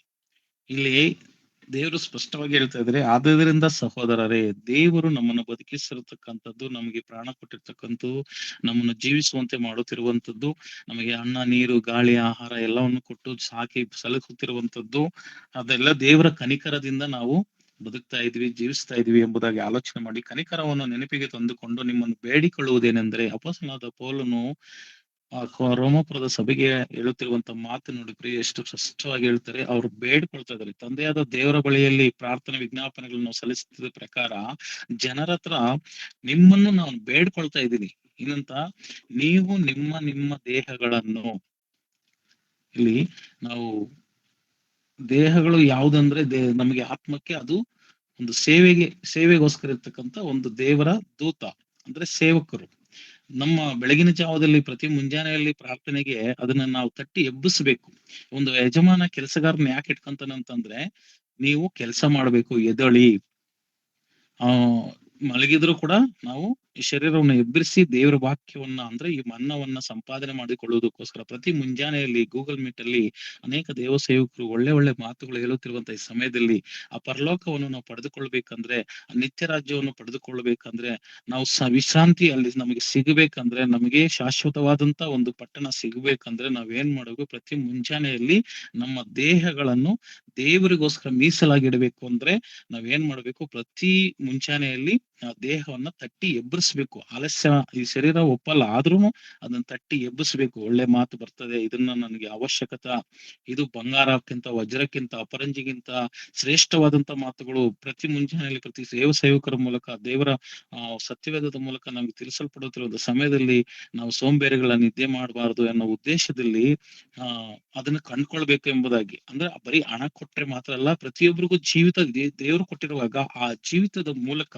ನಾವು ಇದನ್ನ ಪಡೆದುಕೊಳ್ಳಬೇಕೆಂಬ ಉದ್ದೇಶದಿಂದ ನಾವು ಪರಿಶುದ್ಧರಾಗ್ಬೇಕು, ನಿಷ್ಕಳಂಕರಾಗ್ಬೇಕು ಅಂದ್ರೆ, ಅಥವಾ ದೀನ ಸ್ವಭಾವ ನಮ್ಗೆ ಬರಬೇಕು ಅಂದ್ರೆ, ನಮ್ಮಲ್ಲಿರ್ತಕ್ಕಂಥ ಇವೆಲ್ಲ ಅಹಂಕಾರ ದುರಹಂಕಾರ ಇವೆಲ್ಲ ಹೋಗ್ಬೇಕಂದ್ರೆ ದೇವರ ವಾಕ್ಯ ಕೇಳಬೇಕು. ಪರಿಶುದ್ಧರಾಗಿರ್ಬೇಕು ಅಂದ್ರೆ ನೀವು ನಿಮ್ಮ ದೇಹಗಳನ್ನು ದೇವರಿಗೆ ಪ್ರತಿ ಮುಂಜಾನೆ ಮೀಸಲಾಗಿಯೂ, ಜೀವಿತ ಕಾಲ ಇರುವಷ್ಟು ಕಾಲ ಕೂಡ ಮೀಸಲಾಗಿಯೂ ಮೆಚ್ಚುಗೆಯಾಗಿ ಇರುವ ಸಜೀವ ಯಜ್ಞವಾಗಿ ಅರ್ಪಿಸಿರಿ. ಈ ದೇಹವನ್ನ ನಾವು ದಂಡಿಸ್ಬೇಕು ವಾಕ್ಯಕ್ಕೋಸ್ಕರ, ಸುವಾರ್ತೆಗೋಸ್ಕರ, ಸೇವೆಗೋಸ್ಕರ, ಸಭೆಗೋಸ್ಕರ, ಕುಟುಂಬಕ್ಕೋಸ್ಕರ ನಾವು ಏನ್ ಮಾಡ್ಬೇಕು? ಒಂದು ದೇಹನ ನಾವು ನಾವು ಜಜ್ಕೊಳ್ಬೇಕು, ಅಂದ್ರೆ ಸೇವೆ ಮಾಡಿಸ್ಕೊಳ್ಬೇಕು. ನಮಗೆ ನಮ್ಮೊಳಗೆ ಆತ್ಮ ಇದಿಲ್ಲ, ಆ ಆತ್ಮಕ್ಕೆ ಇದೊಂದು ಸೇವೆ ಮಾಡಬೇಕು. ಏನೇ ಆಲಸ್ಯ ಆದ್ರೂ ಹೇಗಿದ್ರು ಪ್ರಿಯರಾದ ದೇವರ ಮಕ್ಕಳೇ, ನಾವು ಸತ್ ಮೇಲೆ ಸಮಾಧಿ ಒಳಗೆ ಏನ್ ಮಾಡ್ತೀವಿ? ಸಂಪೂರ್ಣವಾಗಿ ನಿದ್ರಾವಸ್ಥೆಗೆ ಈ ದೇಹ ಹೋಗೇ ಹೋಗ್ತದೆ. ಇರುವಷ್ಟು ಕಾಲ, ಬದುಕಿರುವಷ್ಟು ಕಾಲ, ನಮ್ಮಲ್ಲಿ ಪವರ್ ಇರುವಷ್ಟು ಕಾಲ, ನಮ್ಮ ಆತ್ಮ ಇರುವಷ್ಟು ಕಾಲ ನಾವೇನ್ ಮಾಡ್ಬೇಕು? ಇದನ್ನು ಸಂಪಾದನೆ ಮಾಡಿಕೊಳ್ಳೋದಕ್ಕೋಸ್ಕರ, ಪರಲೋಕ ರಾಜ್ಯಕ್ಕೆ ಒಳದಲ್ಲಿ ಉಳಿಟ್ಟಂತ ಈ ಯೇಸು ಸ್ವಾಮಿಯನ್ನು ಸಂಪಾದನೆ ಮಾಡಿಕೊಳ್ಳೋದಕ್ಕೋಸ್ಕರ, ಆತನ ನಾಮವನ್ನು ಘನಪಡಿಸೋದಕ್ಕೋಸ್ಕರ, ಅನೇಕರಿಗೆ ತಿಳಿಸಲ್ಪಡುವುದಕ್ಕೋಸ್ಕರ ನಾವೇನ್ ಮಾಡ್ಬೇಕು? ಮೀಸಲಾಗಿಯೂ ಮೆಚ್ಚುಗೆಯಾಗಿಯೂ ಇರುವ ಸಜೀವ ಯಜ್ಞವಾಗಿ ಅರ್ಪಿಸಿರಿ. ಇದೇ ನಿಮ್ಮ ವಿವೇಕ ಪೂರ್ವಕವಾದ ಆರಾಧನೆಯು. ದೇವರು ಆಸೆ ಪಡುವಂತದ್ದು ಏನಂತಂದ್ರೆ, ಇಡೀ ನಿಮ್ಮ ಜೀವಿತಗಳನ್ನೇ ಕೊಟ್ಬಿಡ್ಬೇಕು. ನಮ್ಮ ಜೀವಿತ ಏನು, ಪ್ರತಿಯೊಬ್ಬರಿಗೂ ಎಂತವ್ರು ಕಡು ಬಡವರಾದ್ರೂ ಕೂಡ ಆ ಪ್ರತಿಯೊಬ್ಬರಿಗೂ ಅವರ ಆ ಜೀವಿತಗಳನ್ನು ಕೊಡಬೇಕೆಂಬುದಾಗಿ ಇದರ ಅರ್ಥ ಇದೆ. ನಾವು ಪ್ರತಿಯೊಬ್ಬರು ಕೂಡ ಹಣ ಇಲ್ಲ, ನಮ್ಗೆ ಅಂತಸ್ತಿಲ್ಲ, ಆಸ್ತಿ ಇಲ್ಲ, ಹಣ ಇಲ್ಲ ಅಂದ್ರೂ ಕೂಡ ನಾವೇನ್ ಕೊಡ್ಬೋದಂತೆ? ಇಲ್ಲಿ ನಮ್ಗೆ ಪ್ರಾಣ ಕೊಡಿ ಅಂತ ಕೇಳ್ತಾ ಇಲ್ಲ, ರಕ್ತ ಕೊಡಿ ಅಂತ ಕೇಳ್ತಾ ಇಲ್ಲ.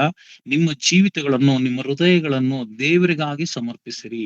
ಈಗ ನಾನು ಹೃದಯದ ಬಾಗಿಲಲ್ಲಿ ಬಂದು ತಟ್ಟುತ್ತಿದ್ದೇನೆ, ಯಾವನಾದ್ರೂ ನನ್ನ ಶಬ್ದವನ್ನು ಕೇಳಿ ಬಾಗಿಲನ್ನು ತೆರೆದ್ರೆ ಅವನ ಸಂಗಡ ಬಂದು ಊಟ ಮಾಡ್ತೀನಿ ಅಂತ ಯೇಸು ಸ್ವಾಮಿ ಪ್ರಕಟಣೆಗ್ರಂಥದಲ್ಲಿ ಹೇಳಿದ ಪ್ರಕಾರ ನಾವೇನ್ ಮಾಡ್ಬೇಕು? ನಮ್ಮ ಜೀವಿತಗಳನ್ನು ದೇವರಿಗೋಸ್ಕರ ನಮ್ಮ ಹೃದಯಗಳನ್ನು ತೆರೆಯಬೇಕು, ನಮ್ಮ ಜೀವಿತಗಳನ್ನು ಒಪ್ಪಿಸಿಕೊಡ್ಬೇಕು ಪ್ರೇರೆ. ಅವಾಗ್ಲೇ ನಮ್ಗೆ ವಿಶ್ರಾಂತಿ ಅಥವಾ ನಿತ್ಯ ಜೀವ, ಪರಲೋಕ ಇದು ನಮ್ಗೆ ಸಿಗ್ತದೆ. ತಂದೆಯ ಬಳಿಯಲ್ಲಿ ನಮ್ಗೆ ಒಂದು ಸ್ಥಾನ, ಅಲ್ಲಿ ಹೋಗ್ಲಿಕ್ಕೆ ಒಂದು ಮಾರ್ಗ ಸಿಗ್ತದೆ ಯೇಸು ಸ್ವಾಮಿ ಮೂಲಕ. ಇದನ್ನ ನಾವು ಅರ್ಥಕೊಂಡಂತವರಾಗಿ ಎಲ್ಲರ ಬಳಿಯಲ್ಲಿ ಜೀವಿತ ಅನ್ನೋದು ಇದ್ದೇ ಇದೆಯಲ್ಲ ಪ್ರಿಯ, ಆ ಜೀವಿತವನ್ನು ಮಾತ್ರ ದೇವ್ರು ಕೇಳ್ತಾ ಇದ್ರೆ, ಆ ಜೀವಿತ ಏನ್ ಮಾಡ್ಬೇಕು? ನನ್ನ ಕೈಲಿ ಕೊಡಿ ಎಂಬುದಾಗಿ ದೇವ್ರು ಕೇಳುವಂತ. ಈಗ ನಮ್ಮ ಅಕ್ಕಪಕ್ಕದ ಮನೆಯಲ್ಲಿ ನಾವು ವಾಸ ಮಾಡುತ್ತಿರುವಂತ ಸಮಯದಲ್ಲಿ ಏನ್ ಹೇಳ್ತಾರೆ, ಒಂದು ಬೀಗದ ಕೈ ಯಾರ ನಂಬಿಗಸ್ತರ ಕೈಯಲ್ಲಿ ನಾವು ಕೊಡ್ತೀವಿ, ಎಲ್ಲ ಯಾರು ಸಿಕ್ಕಿದ್ರೆ ಅವ್ರ ಕೈಯಲ್ಲಿ ಎಲ್ಲ ಕೊಡಲ್ಲ ಪ್ರಿಯರೇ. ಅದೇ ರೀತಿಯಾಗಿ ನಮ್ಮ ಜೀವಿತವನ್ನು ಯಾರ ಕೈಯಲ್ಲಿ ಕೊಡ್ಬೇಕಂತ ಯೇಸು ಸ್ವಾಮಿಯಲ್ಲಿ ನಂಬಿಗಸ್ತನಾದ ದೇವರ ಕೈಯಲ್ಲಿ ಕೊಡುವಾಗ ನಮ್ಗೆ ವಿಶ್ರಾಂತಿ ಸಿಗ್ತದೆ. ಅಕ್ಕಪಕ್ಕದವರ ಕೈಯಲ್ಲಿ ಯಾರಿಗ್ ಬೇಕಾದ್ರೆ ಅವ್ರಿಗೆ ಕೊಡ್ತೀವ? ಕೊಡಲ್ಲ ಪ್ರಿಯರೇ. ನಂಬಿಗಸ್ತರು, ಆತನೇ ನಂಬಿಗಸ್ತನಾದ ದೇವರ ಕೈಯಲ್ಲಿ ನಮ್ಮ ಜೀವಿತವನ್ನು ನಾವು ಕೊಡುವಾಗ ದೇವರಿಗೆ ನಾವು ಮೆಚ್ಚುಗೆಯಾಗಿ ನಡಿಲಿಕ್ಕೆ ಸಾಧ್ಯ ಆಗ್ತದೆ. ಇಹಲೋಕದ ನಡವಳಿಕೆಯನ್ನು ಅನುಸರಿಸದೆ ನೂತನ ಮನಸ್ಸನ್ನು ಹೊಂದಿಕೊಂಡು ಪರಲೋಕ ಭಾವದವರಾಗಿದ್ದೀರಿ. ಹೀಗಾದರೆ ದೇವರ ಚಿತ್ತಕ್ಕನುಸಾರವಾದದ್ದು, ಅಂದರೆ ಉತ್ತಮವಾದದ್ದು, ಮೆಚ್ಚುಗೆಯಾದದ್ದು, ದೋಷವಿಲ್ಲದ್ದು ಯಾವುದೆಂದು ವಿವೇಚಿಸಿ ತಿಳಿದುಕೊಳ್ಳುವಿರಿ. ಇಲ್ಲಿ 2ನೇ ವಚನ ಪ್ರಿಯರೇ, ಇಹಲೋಕದ ನಡವಳಿಕೆಯನ್ನು ಹೀಗೆ ನಾವು ದೇವರ ಕೈಯಲ್ಲಿ ಒಪ್ಪಿಸಿಕೊಡುವಾಗ ಪ್ರತಿದಿನ ದೇವರ ವಾಕ್ಯ ನಮ್ಮನ್ನು ಎಚ್ಚರಿಸ್ತದೆ. ನೋಡು ಬ್ರದರ್, ಇದನ್ನ ನೀನು ಹೋಗ್ತಾ ಇರೋದು ಸರಿ, ಈ ವಾಕ್ಯ ಹಿಂಗೆ ಹೇಳುತ್ತದೆ, ಈ ಈ ವಾಕ್ಯ ಹಿಂಗೆ ಹೇಳುತ್ತದೆ, ನೀನು ಇದು ಸತ್ಯ, ಇದು ನಿನಗೆ ದೇವರ ವಾಕ್ಯಕ್ಕೆ ವಿರುದ್ಧವಾದಂಥದ್ದು. ದೇವರ ವಾಕ್ಯಕ್ಕೆ ವಿರುದ್ಧವಾಗಿ ನೀನು ನಡೆದರೆ ಏನಾಗ್ತೀಯ, ನೀನು ಪರಲೋಕ ರಾಜ್ಯಕ್ಕೆ ಸೇರ್ಲಿಕ್ಕೆ ಸಾಧ್ಯ ಇಲ್ಲ. ನೀನು ಹೋಗ್ಬೇಕಾದ್ರೆ ಇಲ್ಲಿ ನರಕಕ್ಕೆ, ಪಾತಾಳಕ್ಕೆ, ನಿನಗೆ ಅಲ್ಲಿ ಏನಿದೆ, ಯಾವಾಗಲೂ ಶಾಶ್ವತವಾಗಿ ನಿತ್ಯ ನರಕ, ಅಂದ್ರೆ ಹಳ್ಳುಗಳು ಕಡಿಯುವಂಥದ್ದು, ಬೆಂಕಿ, ಉರಿ, ಇದೆಲ್ಲ ಇರ್ತದೆ. ನೀನು ಶಾಶ್ವತವಾದಂತ ಆ ದೇವರ ಸಮ್ಮುಖದಲ್ಲಿ ವಿಶ್ರಾಂತಿಗೆ ಹೋಗ್ಬೇಕಂದ್ರೆ, ಆ ಪರದೇಶಿಗೆ ಹೋಗ್ಬೇಕಂದ್ರೆ, ದೇವರ ಬಳಿಯಲ್ಲಿ ನೀ ಇರಬೇಕಂದ್ರೆ ನೀನ್ ಏನ್ ಮಾಡ್ಬೇಕು, ಇಹಲೋಕದ ನಡವಳಿಕೆಯನ್ನು, ನಮ್ಮ ಕಣ್ಣು ಮುಂದೆ ಏನ್ ಕಾಣಿಸ್ತದೆ, ದೇವರ ವಾಕ್ಯ ಓದುತ್ತಿರುವಂತ ಸಮಯದಲ್ಲಿ ನಮಗ್ ಗೊತ್ತಾಗ್ಬಿಡ್ತದೆ, ಇದು ದೇವರ ವಾಕ್ಯಕ್ಕೆ ವಿರುದ್ಧವಾದಂತು, ಈ ಮಾರ್ಗದಲ್ಲಿ ನಾನು ಹೋಗ್ಬಾರ್ದು, ಇದು ದೇವರ ವಾಕ್ಯಕ್ಕೆ ಆ ನೀತಿಗೆ ಸರಿಯಾಗಿ ನಡೆದುಕೊಳ್ಳುವಂಥದ್ದು. ಪ್ರತಿದಿನ ಮುಂಜಾನೆ ಎದ್ದು ದೇವರಿಗೆ ನಮ್ಮ ಜೀವಿತವನ್ನು ಸಮರ್ಪಿಸಿ ಪ್ರಾರ್ಥನೆ ಮಾಡಿ ನಮ್ಮ ಕೆಲಸ ಕಾರ್ಯಗಳನ್ನು ಸ್ಟಾರ್ಟ್ ಮಾಡ್ಕೊಳ್ಳುವಂಥದ್ದು, ಇದು ದೇವರಿಗೆ ಸಂಬಂಧಪಟ್ಟದ್ದು. ಇದನ್ನು ನಾವು ದೇವರಿಗೆ ಕೊಡಬೇಕು. ಇಹಲೋಕದ ನಡವಳಿಕೆಯನ್ನು ಅನುಸರಿಸದೆ ನೂತನ ಮನಸ್ಸನ್ನು ಹೊಂದಿಕೊಂಡು ಪರಲೋಕ ಭಾವದವರಾಗಿರ್ರಿ. ಆ ಪರಲೋಕದ ಭಾವ ಏನಂದ್ರ ನಾವು ತಿಳ್ಕೊಳ್ಬೇಕು. ಈಗಾದ್ರೆ ದೇವರ ಚಿತ್ತಕ್ಕನುಸಾರವಾದದ್ದು, ಅಂದರೆ ಉತ್ತಮವಾದದ್ದು, ಮೆಚ್ಚುಗೆಯಾದದ್ದು, ದೋಷವಿಲ್ಲದ್ದು ಯಾವುದೆಂದು ವಿವೇಚಿಸಿ ತಿಳಿದುಕೊಳ್ಳುವರಿ ಎಂಬುದಾಗಿ ವಾಕ್ಯ ಸ್ಪಷ್ಟಪಡಿಸ್ತದೆ. ಪ್ರಿಯ, ನಮಗೆ ನಮ್ಮ ನಮ್ಗೆ ಗೊತ್ತಾಗ್ತದೆ. ಪ್ರತಿದಿನ ನಾವು ವಾಕ್ಯ ಓದಂತವ್ರು, ಮನಸ್ಸಲ್ಲಿ ಇಟ್ಟುಕೊಂಡಂತವ್ರು, ಅದರ ಪ್ರಕಾರ ನಡೆಯುವಂತವ್ರು, ಭಯಭಕ್ತಿಯಿಂದ ಜೀವಿಸುವಂತವರಿಗೆ ಈ ಒಂದು ಮಾರ್ಗ ಆಟೋಮೆಟಿಕ್ ಆಗಿ ದೇವರು ತಿಳಿಸ್ಕೊಡ್ತಾರೆ. ಪ್ರೇರೆ, ನಾವ್ ಯಾರೋ ಬಂದು ಪ್ರವಾದನೆ ಹೇಳಿ ನಿಮ್ಗೆ ಹಂಗಾಗ್ತದೆ ಹಿಂಗಾಗ್ತದೆ ಅಂತ ಹೇಳುವಂತ ಅವಶ್ಯಕತೆನೇ ಇಲ್ಲ. ಪ್ರತಿದಿನ ನಾವು ಕೇಳುವಂತ ಮಾತುಗಳನ್ನ ಶ್ರದ್ಧೆಯಿಂದ ಕೇಳಿ ಅರ್ಥ ಮಾಡಿಕೊಂಡು ಅದನ್ನ ಮನಸ್ಸಲ್ಲಿ ಇಟ್ಟುಕೊಳ್ಳುವಾಗ ನಮ್ಮಲ್ಲಿರ್ತಕ್ಕಂಥ ಆತ್ಮ ನಮ್ಮನ್ನ ಎಚ್ಚರಿಸ್ತದೆ, ಬಲಪಡಿಸ್ತದೆ, ಸ್ಥಿರಪಡಿಸ್ತದೆ, ನಮಗೆ ಒಂದು ಭಕ್ತಿ ಮಾರ್ಗವನ್ನು ರೂಪಿಸ್ತದೆ. ನಾವು ಸುಮ್ನೆ ಕೂರಲ್ಲ ಪ್ರೇರಿ, ಬದುಕಿರುವಷ್ಟು ದಿವಸಗಳು ಸುವಾರ್ತೆಯನ್ನು ಸಾರಬೇಕು, ಅನೇಕ ಆತ್ಮಗಳನ್ನು ಸಂಪಾದನೆ ಮಾಡಬೇಕು ಎಂಬುದಾಗಿ ದೇವರಿಗೋಸ್ಕರ ಒಂದು ಏನಾದ್ರೂ ಒಂದು ಕೆಲಸ ಮಾಡಬೇಕು ಎಂಬ ಆಲೋಚನೆ ನಮ್ಮಲ್ಲಿ ಉಂಟಾಗ್ತದೆ ಪ್ರೇರಿ. ಆದ್ರಿಂದ ಪ್ರೇರಾದ ದೇವರ ಮಕ್ಕಳೇ, ನಾವು ಏನ್ ಮಾಡ್ಬೇಕು, ನಮ್ಮ ಜೀವಿತಗಳನ್ನು, ನಮ್ಮ ಲೈಫ್ ಅನ್ನು, ಇಡೀ ನಮ್ಮ ಬದುಕನ್ನು ದೇವರಿಗೆ ಕೊಟ್ಟು ಬಿಡ್ಬೇಕು. ಯಾರ ಕೈಯಲ್ಲಿ? ಯೇಸು ಸ್ವಾಮಿ ಕೈಯಲ್ಲಿ ಕೊಡಬೇಕು. ನಾವ್ ಹೇಗೆ ಒಂದು ನಮ್ಮ ಮನೆಕಿನ ಪಕ್ಕದ ಮನೆಯಲ್ಲಿ ನಂಬಿಗಸ್ತರಿಗೆ ನಾವು ಕೊಡ್ತೀವೋ, ಕೊಟ್ಬಿಟ್ಟು ನಮ್ಮ ಮಗ ಬರ್ತಾನೆ, ಅವ್ರಿಗೆ ಊಟ ಆದ್ಮೇಲೆ ಮತ್ತೆ ನೀವು ಕೀ ಇಸ್ಕೊಳ್ಳಿ, ಮತ್ತೆ ಸಾಯಂಕಾಲ ನಾವು ಬರ್ತೀವಿ ಅಂತ ನಾವು ಹೇಗೆ ಹೇಳ್ತೀವೋ, ಅದೇ ತರ ನಾವು ನಂಬಿಕೆಯಿಂದ ನಮ್ಮ ಜೀವಿತವನ್ನು ಯೇಸು ಸ್ವಾಮಿ ಕೈಯಲ್ಲಿ ಕೊಡುವಾಗ ನಮ್ಮನ್ನ ಕರೆಕ್ಟ್ ಆಗಿ ಸತ್ಯ ಜೀವ ಮಾರ್ಗದಲ್ಲಿ ನಡೆಸಿಕೊಂಡು ನಮ್ಮ ವಿಶ್ರಾಂತಿ ಸ್ಥಳಕ್ಕೆ ಸೇರಿಸುವಂತವರಾಗಿದ್ದಾರೆ ಪ್ರಿಯರೇ. ಆದ್ರಿಂದ ನೀವು ದೇಹಗಳು ಆ ಯೇಸು ಸ್ವಾಮಿ ಭೂಲೋಕಕ್ಕೆ ಬಂದಾಗ ಆ ಅವ್ರ ಹಿಂದೆ ಹೋದಂತವ್ರು ಯಾರಂತ ನೋಡಿದ್ರೆ ಪ್ರೇರ, ಅವರ ಇಡೀ ಜೀವಿತಗಳು, ಆಂದ್ರೇಯ ಆಗಿರ್ಬೋದು, ಪೇತ್ರ, ಯೋಹಾನ, ಮತ್ತಾಯ, ಫಿಲಿಪ, ಈ ಬಾರ್ತಲೋಮ, ಇವರೆಲ್ಲ ಅವರ ಜೀವಿತಗಳನ್ನು ಯೇಸು ಸ್ವಾಮಿ ಕೈ ಕೊಟ್ಬಿಟ್ರು. ಅವ್ರೇನು ಕೋಟ್ಯಾಧೀಶ್ವರ, ಹಣವಂತರ, ದುಡ್ಡು ಕೊಟ್ಟು ಏನಾದ್ರು ಯೇಸು ಸ್ವಾಮಿ ಹಿಂದೆ ಹೋದ್ರ? ಇಲ್ಲ ಅಲ್ಲ ಪ್ರಿಯ, ಅವ್ರು ಹೋಗಿದ್ದು ಅವರು ಕೇವಲ ಮೀನು ಹಿಡಿಯುವಂತವ್ರು, ಅವರ ಬಳೆಗಳನ್ನು ಬಿಟ್ಟು ಯೇಸು ಸ್ವಾಮಿ ಹಿಂದೆ ಹೋದ್ರು. ಏನ್ ಅವ್ರ ಹತ್ರ ಹಣ ಕೊಟ್ಟು ಹೋದ್ರ? ಇಲ್ಲ. ಪರಲೋಕಕ್ಕೆ ಅದ ಒಂದು ಯೇಸು ಸ್ವಾಮಿ ಹಿಂದೆ ಹೋದಂತವ್ರು, ನಿತ್ಯ ಜೀವಕ್ಕೆ ಅವರೆಲ್ಲ ಎಷ್ಟು ಪ್ರಯಾಸ ಪಟ್ರು. ಯೇಸು ಸ್ವಾಮಿ ಕರೆದ ತಕ್ಷಣ ಎಲ್ಲವನ್ನು ಬಿಟ್ಟು ಹೋದ್ರು. ಅದೇ ರೀತಿಯಾಗಿ ನಾವು ಕೂಡ ಆತನ ನಂಬಿಗಸ್ತನ ಕೈಯಲ್ಲಿ ನಮ್ಮ ಜೀವಿತವನ್ನು ಕೊಡುವಾಗ ಆತನೇ ನಮ್ಮನ್ನು ನಿತ್ಯವೂ ನಡೆಸಿಕೊಂಡು ಅದು ವಿಶ್ರಾಂತಿ ಸ್ಥಳವಾಗಿರ್ತಕ್ಕಂಥ ಪರಲೋಕ ರಾಜ್ಯಕ್ಕೆ ನಮ್ಮನ್ನ ಸೇರಿಸ್ತಾರ ಪ್ರಿಯರೇ. ಹಾಗೆ ನಮ್ಮ ದೇಶದಲ್ಲಿ ಅನೇಕ ವಿಧವಾದಂತ ಕೆಲವರು ಏನ್ ಅಂತಾರೆ ಅಂದ್ರೆ, ಇದು ಕೀಳು ಮಟ್ಟದ ದೇವರು, ಅದಕ್ಕೆ ಬಡವರು ಬಲ್ಲಿದರು ಅವ್ರು ಮಾತ್ರನೇ ಹೋಗ್ತಾರೆ, ಅಂದ್ರೆ ದೀನರು ದಲಿತರು ಇಂಥವ್ರು ಮಾತ್ರನೇ ಅಂದ್ರೆ ಬಡವರ ದೇವರು ಅಂತ ತಿಳ್ಕೊಂಡಿದ್ದಾರೆ. ಪ್ರಪಂಚಕ್ಕೆ ದೇವರು ಪ್ರಿಯರೇ ಯಾರು? ಯೇಸು ಸ್ವಾಮಿ. ಅದಕ್ಕೇನೆ ದೇವ್ರು ಕರೀತಾ ಇರ್ತಕ್ಕಂಥ ಯೆಶಾಯನ ಪ್ರವಾದನ ಗ್ರಂಥದಲ್ಲಿ ಕ್ಯಾರೆಕ್ಟರ್, ಒಳ್ಳೆ ಕ್ಯಾರೆಕ್ಟರ್ ಇರುವಂತದ್ದು.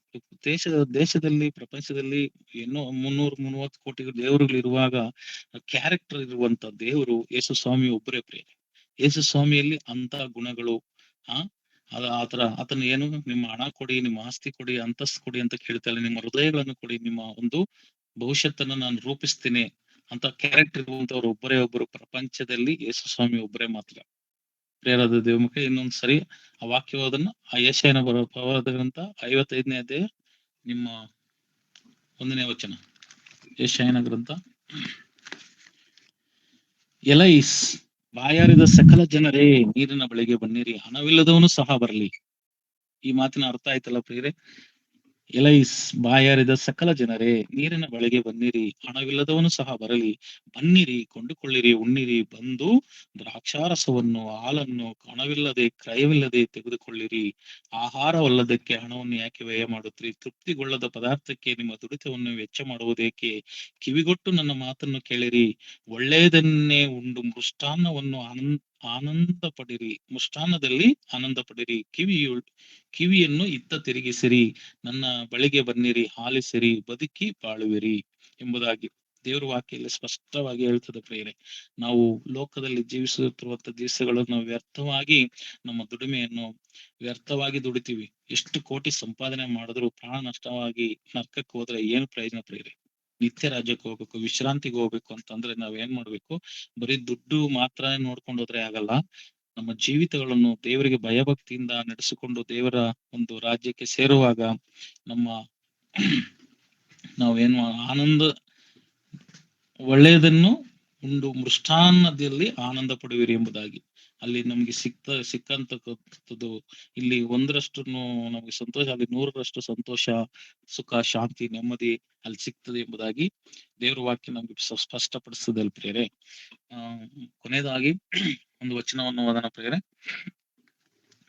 ಕೊನೆಯದಾಗಿ ಒಂದು ವಚನವನ್ನು ಓದಿ ನಾವು ಮುಗಿಸ್ಕೊಳ್ಳೋಣ ಪ್ರಿಯರೇ.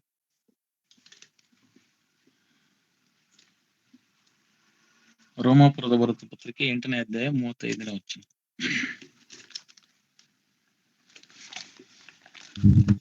ಕ್ರಿಸ್ತನ ಪ್ರೀತಿಯಿಂದ ನಮ್ಮನ್ನು ಅಗಲಿಸುವವರು ಯಾರು? ಕಷ್ಟವೋ, ಸಂಕಟವೋ, ಹಿಂಸೆಯೋ, ಅನ್ನವಿಲ್ಲದಿರುವುದೋ, ವಸ್ತ್ರವಿಲ್ಲದಿರುವುದೋ, ಗಂಡಾಂತರವೋ, ಖಡ್ಗವೋ? ದೇವರೇ, ನಾವು ನಿನ್ನ ನಿಮಿತ್ತ ದಿನವೆಲ್ಲ ಕೊಲೆಗೆ ಗುರಿಯಾಗಿದ್ದೇವೆ. ಜನರು ನಮ್ಮನ್ನು ಕೊಯ್ಗರಿಗಳಂತೆ ಎಣಿಸಿದರು ಎಂಬುದಾಗಿ ಬರೆಯುವಂತದ್ದೇ ಆಗುತ್ತದಲ್ಲ. ಸಾಕು. ಇಲ್ಲಿ ಹೇಗೆಂದರೆ ಮರಣವಾಗಲಿ ಜೀವವಾಗಲಿ, ದೇವದೂತರಾಗಲಿ ಮೇಲನ ದೂತರಾಗಲಿ ದುರಾತ್ಮಗಳಾಗಲಿ, ಈಗಿನ ಸಂತತಿಗಳಾಗಲಿ ಮುಂದಿನ ಸಂತತಿಗಳಾಗಲಿ, ಮಹತ್ವಗಳಾಗಲಿ, ಮೇಲಿನ ಲೋಕದಲ್ಲಿ ಕೆಳಗಿನ ಲೋಕದಲ್ಲ, ಬೇರೆ ಯಾವ ಸೃಷ್ಟಿಯೇ ಆಗಲಿ ನಮ್ಮ ಕರ್ತನಾದ ಯೇಸು ಕ್ರಿಸ್ತನಲ್ಲಿ ತೋರಿ ಬಂದ ದೇವರ ಪ್ರೀತಿಯಿಂದ ಅಗಲಿಸುವವರು ಯಾರೆಂದು ನಮಗೆ ನಿಶ್ಚಯ ಉಂಟು ಎಂಬುದಾಗಿ ವಾಕ್ಯ ಹೇಳ್ತದೆ ಪ್ರೇರಿ. ಈ ಒಂದು ಶಾಶ್ವತವಾದಂತ ಪ್ರೀತಿಯಲ್ಲಿ ನಾವು ಸೇರ್ಬೇಕಂದ್ರೆ ಯೇಸು ಕ್ರಿಸ್ತನಲ್ಲಿ ತೋರಿ ಬಂದ ದೇವರ ಪ್ರೀತಿಯಿಂದ ನಮ್ಮನ್ನು ಅಗಲಿಸ್ಲಿಕ್ಕೆ ಯಾವುದು ಕಷ್ಟವೋ, ಸಂಕಟವೋ, ವ್ಯಾಧಿಯೋ, ಬಾಧೆಯೋ ಯಾವುದು ನಮ್ಮನ್ನ ಅಗಲಿಸ್ಲಿಕ್ಕೆ ಸಾಧ್ಯ ಇಲ್ಲ ಪ್ರೇರಿ. ಮತ್ತೊಂದು ವಚನ ಓದನ ಪ್ರೇರೆ. ಯೆರೆಮೀಯನ ಗ್ರಂಥ 31ನೇ ಅಧ್ಯಾಯ 3ನೇ ವಚನ. ಶಾಶ್ವತವಾದಂತ ಪ್ರೀತಿಯಲ್ಲಿ ನಾವು ಇರ್ತೀವಿ ಪ್ರೇರಿ.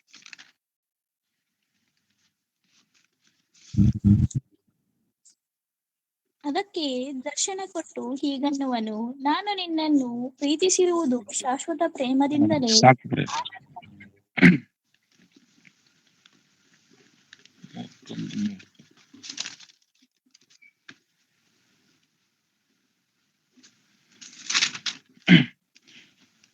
ನಾನು ನಿನ್ನನ್ನು ಪ್ರೀತಿಸಿರುವುದು ಶಾಶ್ವತವಾದ ಪ್ರೇಮದಿಂದಲೇ, ಆದ ಕಾರಣ ನಿನ್ನನ್ನು ಮಮತೆಯಿಂದ ಸೆಳೆದುಕೊಂಡಿದ್ದೇನೆ ಎಂಬುದಾಗಿ ದೇವರ ವಾಕ್ಯ ಇಲ್ಲಿ ಸ್ಪಷ್ಟಪಡಿಸ್ತದೆ ಪ್ರೇರೆ.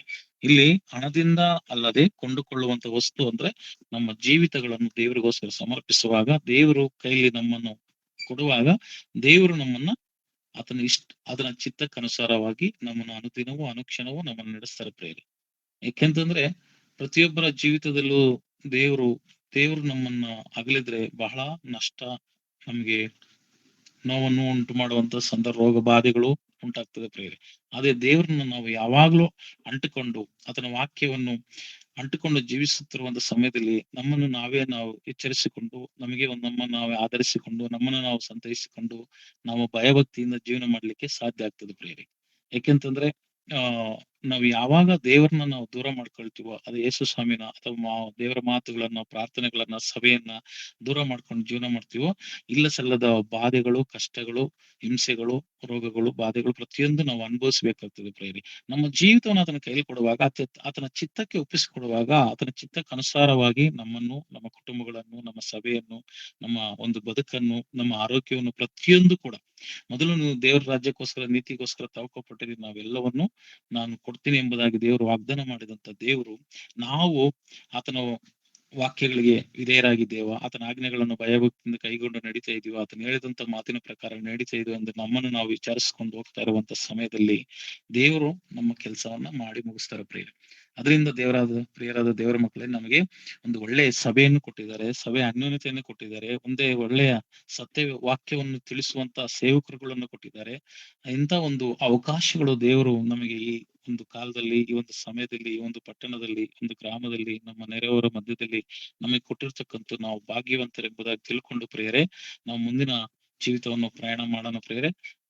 ನಾವು ಸಭೆಯ ಪ್ರೀತಿಯಲ್ಲಿ, ಅನ್ಯೋನ್ಯತೆಯಲ್ಲಿ, ಐಕ್ಯತೆಯಲ್ಲಿ, ಎಲ್ಲಾ ಪ್ರತಿಯೊಂದು ಸೇವಾ ಕಾರ್ಯಗಳಲ್ಲಿ ನಮ್ಮದು ಒಂದು ಭಾಗ, ಒಂದು ಹಾಡು ಹೇಳುವಂಥದ್ದು, ಒಂದು ಪ್ರಾರ್ಥನೆ ಮಾಡುವಂಥದ್ದು, ಒಂದು ವಾಕ್ಯ ಓದುವಂಥದ್ದು, ದೇವರ ವಿಚಾರದಲ್ಲಿ ನಾವು ನಾವು ಆತರ ಪ್ರಯಾಣ ಮಾಡುತ್ತಿರುವಂತ ಸಮಯದಲ್ಲಿ ದೇವರಿಗೆ ನಾವು ಇಷ್ಟರಾಗ್ತೀವಿ, ದೇವರ ಚಿತ್ತವನ್ನು ನೆರವೇರಿಸುವಂತ ಮಕ್ಕಳಾಗ್ತೀವಿ ಪ್ರಿಯರೇ.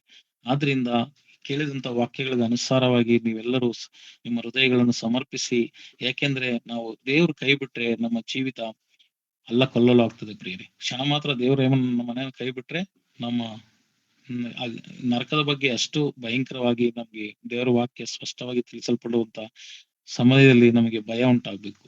ಆದ್ರಿಂದ ನಮ್ಗೆ ವಿಶ್ರಾಂತಿ ಸಿಗಬೇಕಂದ್ರೆ, ನಮಗೆ ಶಾಂತಿ ಸಿಗಬೇಕಂದ್ರೆ, ನೆಮ್ಮದಿ ಸಿಗಬೇಕಂದ್ರೆ ದೇವ್ರು ಹೇಳಿರುವಂತ ಮಾತುಗಳಿಗೆ ವಿಧೇಯರಾಗಿ, ಭಯಭಕ್ತಿಯುಳ್ಳವರಾಗಿ, ನಮ್ಮನ್ನು ನಾವು ಸರಿಪಡಿಸಿಕೊಂಡಂತವರಾಗಿ ದೇವರ ರಾಜ್ಯವನ್ನು ಕಟ್ಟೋಣ ಎಂಬುದಾಗಿ ಕೇಳಿಕೊಳ್ಳುತ್ತಾ ಪ್ರಿಯರೇ, ನಾನು ಪ್ರಾರ್ಥನೆ ಮಾಡಿ ಮುಗಿಸ್ತೀನಿ ಪ್ರಿಯರೇ. ಪ್ರಿಯರಾದ ದೇವರ ಮಕ್ಕಳೇ, ಕಣ್ಣುಗಳನ್ನು ಮುಚ್ಚಿದ್ದಾರೆ, ನಾವು ಪ್ರಾರ್ಥನೆ ಮಾಡೋಣ. ನಮ್ಮನ್ನು ಬಹಳವಾಗಿ ಪ್ರೀತಿ ಮಾಡುವ ಪ್ರಿಯ ಪರಲೋಕ ತಂದೆಯಪ್ಪ, ಉದಯ ಕಾಲದಲ್ಲಿ ಸ್ವಲ್ಪ ಮಾತುಗಳು ಸ್ವಾಮಿ, ನೀವು ನಮ್ಮನ್ನು ಪ್ರೀತಿಸಿ ನಮಗೋಸ್ಕರ ಬರೆಸಲ್ಪಟ್ಟಂತ ಕೆಲವು ವಚನಗಳನ್ನು ನಾವು ಓದಿ ಅದರ ಪ್ರಕಾರ ನಡೆಯುವಂತ ಮನಸ್ಸು, ಹೃದಯ, ಆಲೋಚನೆಯನ್ನು ದೇವ ಈ ದಿನ ನಮಗೆ ತಿಳಿಸಿಕೊಡ್ತಿಕ್ಕಾಗಿ ಸ್ತೋತ್ರ ಸ್ವಾಮಿ.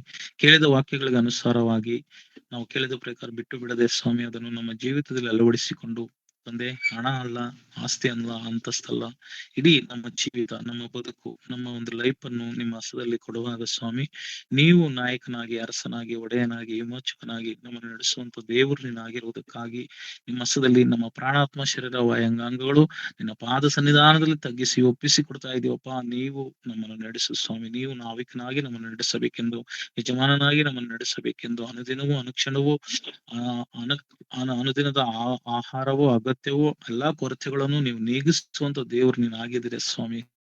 ಬದುಕಿರುವಷ್ಟು ದಿವಸಗಳು ನಮ್ಮ ಜೀವಮಾನ ಕಾಲದಲ್ಲೆಲ್ಲ ಹೀಗೆ ನಿಮ್ಮನ್ನು ಹಾಡಿ ಹರಿಸಿ ಕೊಂಡಾಡಿ ಮಹಿಮೆಪಡಿಸಿ, ನಿಮ್ಮನ್ನು ಅಂಟಿಕೊಂಡು, ನಿಮ್ಮನ್ನು ಹೊಂದಿಕೊಂಡು, ನಿಮ್ಮನ್ನು ಪಡೆದುಕೊಂಡು ಸ್ವಾಮಿ, ನಿಮ್ಮಲ್ಲಿ ಅಪ್ಪ ನೀವು ಕೊಂಬೆಯನ್ನು ನಾವು ರೆಂಬೆಗಳಾಗಿ ಕತೆ ನಿಮ್ಮನ್ನು ಅಂಟಿಕೊಂಡು ಸ್ವಾಮಿ ಜೀವಿಸುವಂತೆ ಅಪ್ಪ, ಫಲ ಕೊಡುವಂತ ಮರಗಳಾಗಿ, ತುಂಬಿ ಹೊರಸೂಸುವಂತ ಪಾತ್ರೆಗಳಾಗಿ ನಮ್ಮನ್ನು ರೂಪಿಸಬೇಕೆಂಬುದಾಗಿ ನಾನು ಪ್ರಾರ್ಥಿಸ್ತಾ ಇದ್ದೀನಿ ಸ್ವಾಮಿ. ಪ್ರತಿ ಮುಂಜಾನೆ ವೇಳೆಯಲ್ಲಿ ಕರ್ತನೆ ಈ ಗೂಗಲ್ ಮೀಟ್ಗೋಸ್ಕರ ಪ್ರಯಾಸ ಪಡುತ್ತಿರುವಂತ ರೇಖಾ ಸಿಸ್ಟರ್ಗೋಸ್ಕರ, ಮಗನಿಗೋಸ್ಕರ ಪ್ರಾರ್ಥನೆ ಮಾಡುತ್ತೇವೆ. ಅವರು ಅನೇಕ ಒಂದು ಜೀವಿತವನ್ನು ನಿಮ್ಮ ಕೈಗಳಲ್ಲಿ ಸಮರ್ಪಿಸಿದ್ದಾರೆ ಸ್ವಾಮಿ. ತಂದೆಯ ದೇವರೇ, ಅನೇಕ ವಿಧವಾದಂತ ಲೋಕದಲ್ಲಿ ನೋವು, ನಷ್ಟ ಉಂಟಾಗಿರ್ಬೋದು, ಆದ್ರೆ ಅವರ ಮಾಡಿರ್ತಕ್ಕಂಥ ಸಮರ್ಪಣೆ, ತ್ಯಾಗ, ಸಮಯ ಪ್ರತಿಯೊಂದನ್ನು ಸರಿಯಾಗಿ ನಿನ್ನ ಪಾದ ಸನ್ನಿಧಾನದಲ್ಲಿ ಒಪ್ಪಿಸಿಕೊಡ್ತಾ ನಡೆಸುತ್ತಿರುವ ವಿಧಾನಕ್ಕಾಗಿ ಅವರನ್ನು ಬಲಪಡಿಸಿ ಇನ್ನೂ ಹೆಚ್ಚಾಗಿ ಅವ್ರಿಗೆ ಬೇಕಾಗಿರ್ತಕ್ಕಂಥ ಅಗತ್ಯಗಳನ್ನು ಸಂಧಿಸಿಕೊಡು ಸ್ವಾಮಿ. ಅದೇ ರೀತಿಯಾಗಿ ರಾಮನಗೋಸ್ಕರ, ಅವರ ಒಂದು ಆರೋಗ್ಯಕ್ಕೋಸ್ಕರ ನಾನು ಪ್ರಾರ್ಥನೆ ಮಾಡ್ತಾ ಇದ್ದೀನಿ ಸ್ವಾಮಿ. ಅವರ ಕುಟುಂಬದವರಿಗೋಸ್ಕರ ಪ್ರಾರ್ಥನೆ ಮಾಡುವ ಪ್ರಯಾಸದ ಎಲ್ಲಾ ಕೆಲಸ ಕಾರ್ಯಗಳನ್ನು, ಸ್ವಾರ್ಥ ಕಾರ್ಯಗಳನ್ನು, ಪ್ರಯಾಣಗಳನ್ನು ಪ್ರತಿಯೊಂದನ್ನು ನೀವು ಜೊತೆಯಾಗಿದ್ದು ನಿನ್ನ ಪ್ರಸನ್ನತೆಯಿಂದ ಅವರನ್ನು ತುಂಬಿಸಿ ನಡೆಸಿಕೊಳ್ಳಬೇಕೆಂದು ಪ್ರಾರ್ಥನೆ ಮಾಡುತ್ತೇನೆ ಸ್ವಾಮಿ. ಅದೇ ರೀತಿಯಾಗಿ ತಂದೆ, ಪ್ರತಿ ಮುಂಜಾನೆಯಲ್ಲಿ ವಾಕ್ಯ ಹೇಳುವಂತ ಮನೋಜ್ ಬ್ರದರ್ಗಾಗಿ, ವಿಲ್ಸನ್ ಬ್ರದರ್ಗಾಗಿ, ನವೀನ್ ಬ್ರದರ್ಗಾಗಿ, ಅನೇಕ ದೇವ ಸೇವೆ ಮಾಡುವಂತ ಸೇವಕರುಗಳಿಗಾಗಿ ನಾನು ಪ್ರಾರ್ಥಿಸ್ತಾ ಇದ್ದೀನಿ ಸ್ವಾಮಿ. ವಿಶೇಷವಾಗಿ ನವೀನ್ ಅವರಿಗೆ ಸ್ವಾಮಿ ಒಂದು ಚಿಕ್ಕ ಒಂದು ಆಪರೇಷನ್ ಆಗಿದೆ ಸ್ವಾಮಿ. ಅವರ ಒಂದು ವಿಷಯಕ್ಕೋಸ್ಕರ ನಾನು ಪ್ರಾರ್ಥನೆ ಮಾಡ್ತಿದ್ದೆ. ರಾಮಾಯಣದಲ್ಲೇ ಒಂದು ಆಪರೇಷನ್ ಆಗಿದೆ. ಅವರು ಆರೋಗ್ಯವಾಗಿ ಇದ್ದಾರೆ ಪ್ರಿಯರೇ. ಆದ್ರಿಂದ ದೇವ ಅವ್ರನ್ನು ಆಶೀರ್ವದಿಸಿ ಬಲಪಡಿಸಿ ನಡೆಸಿಕೊಡಬೇಕೆಂದು ಬೇಡಿಕೊಳ್ತಾ ಇದ್ದೀನಿ ಸ್ವಾಮಿ. ತಗ್ಗಿಸಿಕೊಳ್ತಾ ಇದ್ದೀನಿ, ಒಪ್ಪಿಸಿಕೊಡ್ತಾ ಇದ್ದೀನಿ ತಂದೆ. ಪ್ರತಿಯೊಬ್ಬರನ್ನು ಯಾರ್ಯಾರು ಅನಾರೋಗ್ಯದಲ್ಲಿದ್ದಾರೋ ಅವರಿಗೆ ಒಳ್ಳೆ ಆರೋಗ್ಯವನ್ನು ಅನುಗ್ರಹಿಸಿ ಕೊಟ್ಟು ನಡೆಸು ಸ್ವಾಮಿ. ಯಾವ್ಯಾವ ಅಗತ್ಯಗಳಲ್ಲಿ ಬಾಧೆ ಪಡುತ್ತಿದ್ದಾರೋ, ವೇದನೆ ಪಡುತ್ತಿದ್ದಾರೋ ಸ್ವಾಮಿ, ಅವರೆಲ್ಲವನ್ನು ಕರ್ತನೆ ನೀವೇ ಸಂತೈಸಿ ಆಧರಿಸಿ ಅಪ್ಪ, ಅವರಿಗೆ ಕೃಪೆ ತೋರಿಸಿ, ಕರುಣೆ ತೋರಿಸಿ, ದಯೆ ತೋರಿಸಿ ಅವರನ್ನು ಮುನ್ನಡೆಸಬೇಕೆಂಬುದಾಗಿ ದೇವ ಸತ್ಯದಲ್ಲಿ, ಜೀವದಲ್ಲಿ, ಮಾರ್ಗದಲ್ಲಿ, ವಿಶ್ರಾಂತಿಯಲ್ಲಿ, ಪರಲೋಕ ರಾಜ್ಯದಲ್ಲಿ ಸೇರಿಸಿಕೊಳ್ಳಬೇಕೆಂಬುದಾಗಿ ಕರ್ತನ ಪ್ರತಿಯೊಬ್ಬರನ್ನು ಕರಗಳಲ್ಲಿ ಒಪ್ಪಿಸಿಕೊಡುತ್ತಾ ಸಮರ್ಪಣೆ ಮಾಡಿ ನನ್ನನ್ನು ಕುಟುಂಬವಾಗಿ ಒಪ್ಪಿಸಿಕೊಡುತ್ತಾ ಎಲ್ಲಾ ಸ್ತುತಿಗೆ ನಮಾನ ಮಹಿಮೆ ಪ್ರಭಾವ ನಿಮ್ಮೊಬ್ಬರಿಗೆ ಸಲ್ಲಿಸಿಕೊಡುತ್ತಾ ನಮ್ಮ ರಕ್ಷಕನಾದ ಯೇಸು ಕ್ರಿಸ್ತರ ಪವಿತ್ರವಾದ ನಾಮದಲ್ಲಿ ಪ್ರಾರ್ಥನೆಯನ್ನು ಸಮರ್ಪಿಸಿ ಬೆಳೆದಿನ ಪ್ರೀತಿಯ ಪರಲೋಕ ತಂದೆ. ಆಮೇಲೆ ಎಲ್ಲರಿಗೂ ವಂದನೆಗಳು ಪ್ರಿಯರೇ.